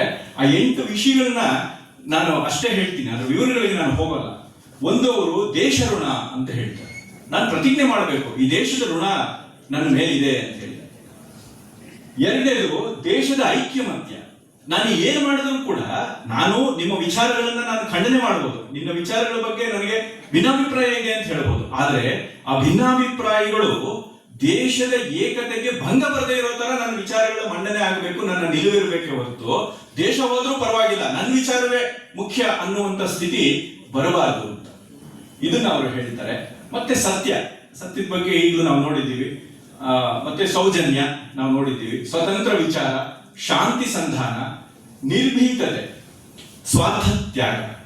ಈ 8 ಅಂಶಗಳು ಒಬ್ಬ ರಾಷ್ಟ್ರಕನಿಗೆ ಇರಬೇಕು ಅಂತ ನೋಡಿ. ಸಾರ್ವಜನಿಕ ಸ್ಥಾನಗಳನ್ನು, ಪ್ರಶಸ್ತಿಯನ್ನು ತಾನು ಸ್ವಂತ ಲಾಭಕ್ಕಾಗಿಯೂ ಸ್ವಪ್ರತಿಷ್ಠೆಗಾಗಿಯೂ ಉಪಯೋಗಪಡಿಸಿಕೊಳ್ಳುವುದಿಲ್ಲ ಅನ್ನೋ ರೀತಿ ನಾವು ಪ್ರತಿಜ್ಞೆಯನ್ನು ಮಾಡಬೇಕು ಅಂತ. ಈ ಡಾಕ್ಟರ್ಗಳೆಲ್ಲ ಪ್ರತಿಜ್ಞೆ ಮಾಡ್ತಾರಲ್ವಾ ಅವರು ಪ್ರೊಫೆಷನ್ ಶುರು ಮಾಡೋದಕ್ಕಿಂತ ಮೊದಲು. ಹಾಗೆ ಈಗಲೂ ನಾವು ಮಿನಿಸ್ಟರ್ಗಳು ಇವರೆಲ್ಲ ಪ್ರಮಾಣ ವಚನ ಮಾಡಬೇಕಾದ್ರೆ ಸಂವಿಧಾನವನ್ನು ಎತ್ತಿ ಹಿಡಿತೀನಿ ಹಾಗೆ ಹೀಗೆ ಅಂತೆಲ್ಲ ಹೇಳ್ತಾರೆ. ಅದು ಆದ್ರೆ ಅದೊಂದು ವಿಧಿಯಾಗಿದೆ ಹೊರತು ಅದರ ಒಂದು ಪ್ರಾಮಾಣಿಕ ಅನ್ವಯ ಎಲ್ಲಿ ನಡೀತಾ ಇದೆ ಇದನ್ನ ನಾವು ನೋಡಬೇಕು ಅಂತ ಡಿ.ವಿ.ಜಿ. ಅವರು ಅದಕ್ಕೆ ಒತ್ತು ಕೊಟ್ಟು ಹೇಳ್ತಾರೆ ಅಂತ. ಹೀಗೆ ಎಷ್ಟೋ ವಿಷಯ ಇನ್ನು ಹೇಳ್ಬೋದು, ಅದು ಹೇಳ್ತಾ ಹೋಗ್ಬೋದು. ಆದ್ರೆ ನಾವಿಲ್ಲಿ ಗಮನಿಸಬೇಕಾಗಿರುವಂತದ್ದು ಏನು ಅಂತ ಹೇಳಿದ್ರೆ, ಈ ಡೆಮಾಕ್ರಸಿ ಅನ್ನುವಂತ ಕಲ್ಪನೆಯೇ ನಮಗೆ ಹೊಸದು ಅಂತ. ಹಾಗಾಗಿ ಇದ್ರ ಬಗ್ಗೆ ನಾವು ಹೆಚ್ಚೆಚ್ಚು ಮನನ ಮಾಡಬೇಕು. ನಮ್ಮಲ್ಲಿ ಅಧ್ಯಾತ್ಮ ಸಾಧನೆಯಲ್ಲಿ ಕೂಡ ಹೇಳುವಂತದ್ದೇನು, ಶ್ರವಣ, ಮನನ, ನಿಧಿಧ್ಯಾಸನ, ಇದು ಮುಖ್ಯ ಅಂತೇಳಿ. ನಿಂಗೆ ಬ್ರಹ್ಮದ ಬಗ್ಗೆ ಮೊದಲು ಶ್ರವಣ ಆಗಬೇಕು. ಅಂದ್ರೆ ನೇರ ನಿನ್ನ ಪ್ರತ್ಯಕ್ಷ ಕಣ್ಣಿಗೆ ಏನು ಕಾಣ್ತಾ ಇದೆಯೋ ಅದಕ್ಕಿಂತ ಭಿನ್ನವಾದಂತ ಒಂದು ಚೈತನ್ಯ ಸ್ವರೂಪ ಇದೆ ಅನ್ನುವಂಥದ್ದು ಬರಬೇಕು. ಇದು ಹೇಗೆ ಬರುತ್ತೆ ಅಂದ್ರೆ ಮೊದಲು ಕೇಳವೇ ಆಗ್ಬೇಕು. ಅದು ಗುರುವಿನ ಮೂಲಕ ಇರ್ಬೋದು, ಪುಸ್ತಕಗಳ ಮೂಲಕ ಆಗಿರ್ಬೋದು, ಯಾವುದೋ ಒಂದು ರೀತಿ ನಿನ್ ಕಿವಿಗೆ ಬೀಳಬೇಕು, ಮನಸ್ಸಿಗೆ ಹೋಗ್ಬೇಕು. ಅದು ಶ್ರವಣ ಅಂತೇಳಿ. ಆಮೇಲೆ ಮನನ ಮಾಡಬೇಕು ಅಂತ. ಮನನ ಅಂದ್ರೆ ಏನು, ಆ ರೀತಿ ಇದೆಯೋ ಇಲ್ಲವೋ, ಇದ್ರೆ ಹೇಗಿರುತ್ತೆ ಅನ್ನುವಂತ ಒಂದು ಆಳವಾದ ಚಿಂತನೆ, ಇದು ಮನನ ಅಂತ ಅನಿಸ್ಕೊಳ್ಳುತ್ತೆ. ಅನಂತರದ್ದು ನಿಧಿಧ್ಯಾಸನ ಅಂತ ಹೇಳಿ. ಅದನ್ನ ಹೇಗೆ ಅನ್ವಯ ಮಾಡ್ಕೊಳ್ಳೋದು. ಎಲ್ಲೆಲ್ಲೂ ಚೈತನ್ಯ ಇದೆ, ನನ್ನೊಳಗಡೆನೂ ಚೈತನ್ಯ ಇದೆ. ಸರಿ, ಏನೀಗ ಚೈತನ್ಯ ಎಲ್ಲ ಜಾಗದಲ್ಲಿ ಇದೆ ಅನ್ನೋ ಕಾರಣಕ್ಕೆ ನಾನು ಅದನ್ನ ತಗೋಬೇಕು, ಹೇಗೆ ಅದರ ಜೊತೆ ನನ್ನ ಒಡನಾಟ ಹೇಗಿರಬೇಕು, ಇದನ್ನೆಲ್ಲ ನಾನು ಅರಿತುಕೊಂಡು ಆ ರೀತಿ ನನ್ನ ಬಾಳ್ವೆಯನ್ನ ನಾನು ಸಿದ್ಧ ಮಾಡ್ಕೊಳ್ಳೋದಿದೆಯಲ್ಲ, ಅದು ನಿಧಿಧ್ಯಾಸನ ಅಂತ ಅನಿಸ್ಕೊಳ್ಳುತ್ತೆ ಅಂತ. ಇದು ರಾಜಕೀಯ ಅಂದ್ರೆ ಡೆಮಾಕ್ರಸಿ ಅಂತ ನಾವೇನ್ ಹೇಳ್ತೀವಿ, ಪ್ರಭುತ್ವದ ವ್ಯವಸ್ಥೆ, ರಾಜಕೀಯ ವ್ಯವಸ್ಥೆ, ಸಮಾಜದ ವ್ಯವಸ್ಥೆ, ಅಲ್ಲೂ ಕೂಡ ನಮ್ಗೆ ಇದೇ ಬೇಕಾಗಿರುವಂತದ್ದು. ಮೊದಲಿಗೆ ನಮ್ಗೆ ಶ್ರವಣ ಆಗ್ಬೇಕು. ಇವಾಗ ಎಲ್ಲೆಲ್ಲೂ ಸಂವಿಧಾನ ಅಂತ ಆಗ್ತಿದೆ. ಏನು ಸಂವಿಧಾನ ಅಂದ್ರೆ ಏನು ಅನ್ನೋದ್ರ ಬಗ್ಗೆ ನಾವು ನಿಜವಾಗ್ಲೂ ಒಂದು ಚಿಂತನೆಯನ್ನು ಮಾಡ್ತಾನೆ ಇಲ್ಲ. ನಾವು ಬಾಯಿ ಬಂದಿದ ರೀತಿ ಸಂವಿಧಾನದ ಪರ ವಿರೋಧ ಮಾತಾಡ್ತಾ ಇದ್ದೀವಿ ಅಂತ. ಯಾರೋ ಕೆಲವರು ಸಂವಿಧಾನ ತಿದ್ದುಪಡಿ ಮಾಡಬಹುದು ಅಂತ ಹೇಳಿದ್ರೆ ಜೈ ಜೈ ಅಂತ ಹೇಳ್ತಾರೆ. ಇನ್ ಕೆಲವರು ಸಂವಿಧಾನ ತಿದ್ದುಪಡಿ ಮಾಡಬಹುದು ಅಂತ ಹೇಳಿದ್ರೆ ಅದಕ್ಕೆ ವಿರೋಧ ಬರುತ್ತೆ ಅಂತ. ಅಂದ್ರೆ ಏನರ್ಥ?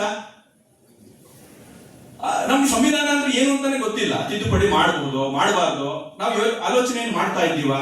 ನಾವು ಯಾವ ಶ್ರವಣದ ಸ್ಥಿತಿಗೆ ಇನ್ನು ಹೋಗ್ತಿಲ್ಲ ಅಂತ. ಇನ್ನು ಮನನ ಸ್ಥಿತಿಗೆ ಯಾವಾಗ ಹೋಗ್ತೀವಿ?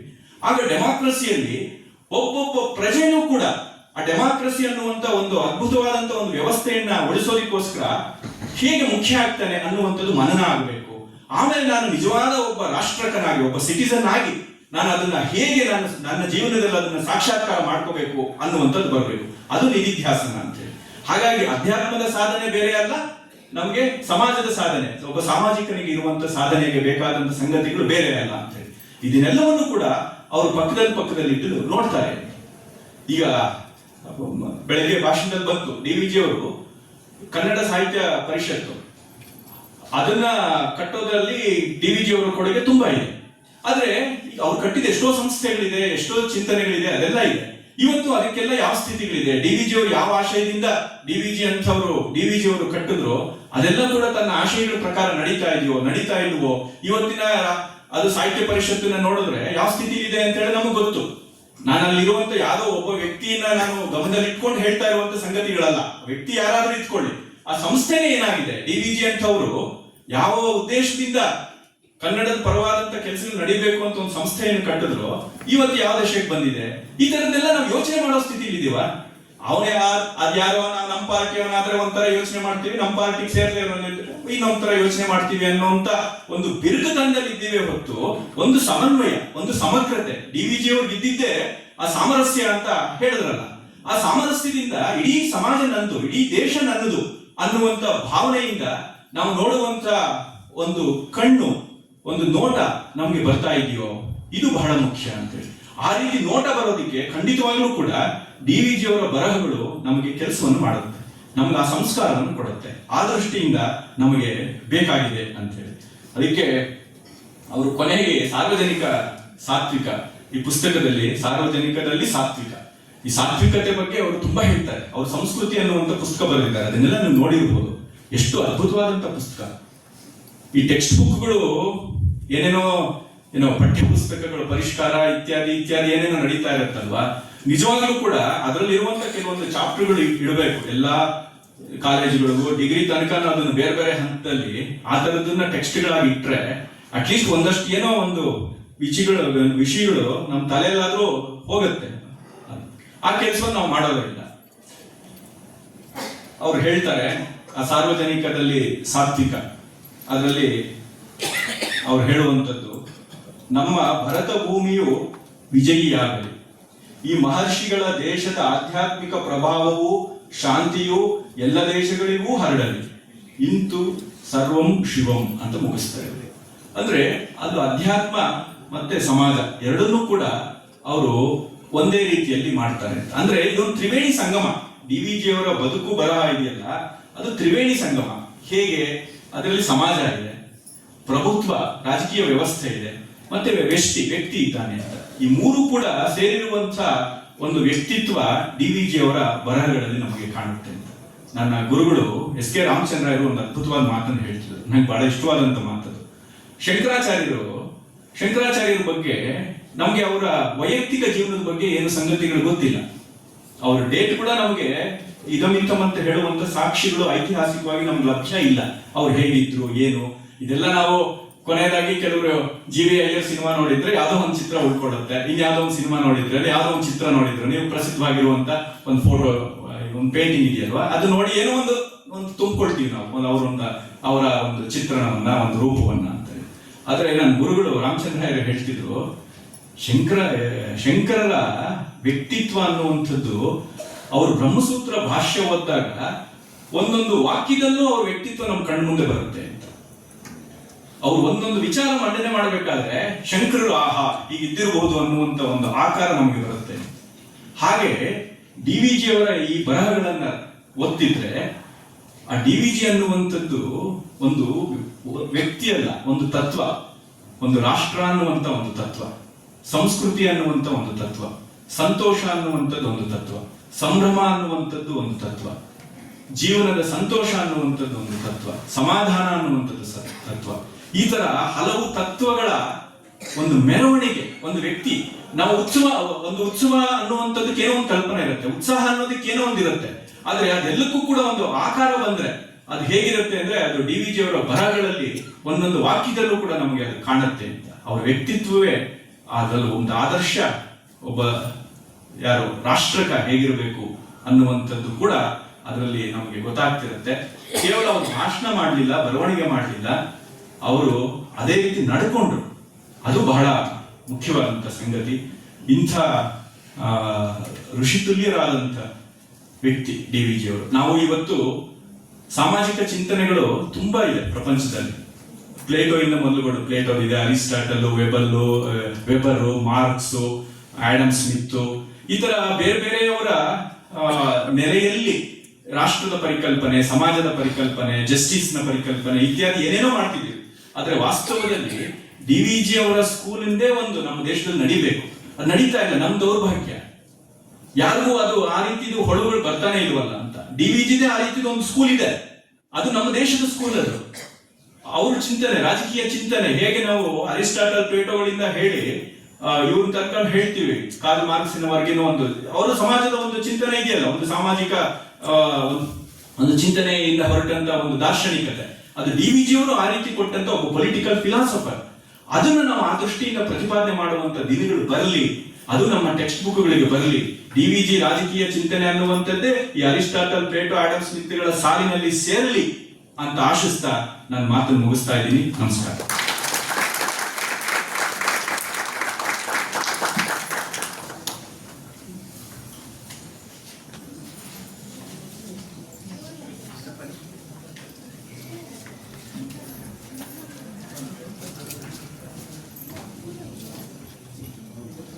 DVG ಅವರ ಸಮಾಜದ ದೃಷ್ಟಿಯ ಕುರಿತಾಗಿ ಮಾತನಾಡಿದಂತಹ ಶ್ರೀ ಸೂರ್ಯಪ್ರಕಾಶ ಪಂಡಿತ್ ಅವರಿಗೆ DVG ಬಳಗ ಪ್ರತಿಷ್ಠಾನ, SVYM ಹಾಗೂ ದಿಶಾ ಫೌಂಡೇಶನ್ ಪರವಾಗಿ ರಮೇಶ್ ವೆಂಕಟರಾಮ್ ಅವರು ನೆನಪಿನ ಕಾಣಿಕೆಯನ್ನು ನೀಡುತ್ತಿದ್ದಾರೆ.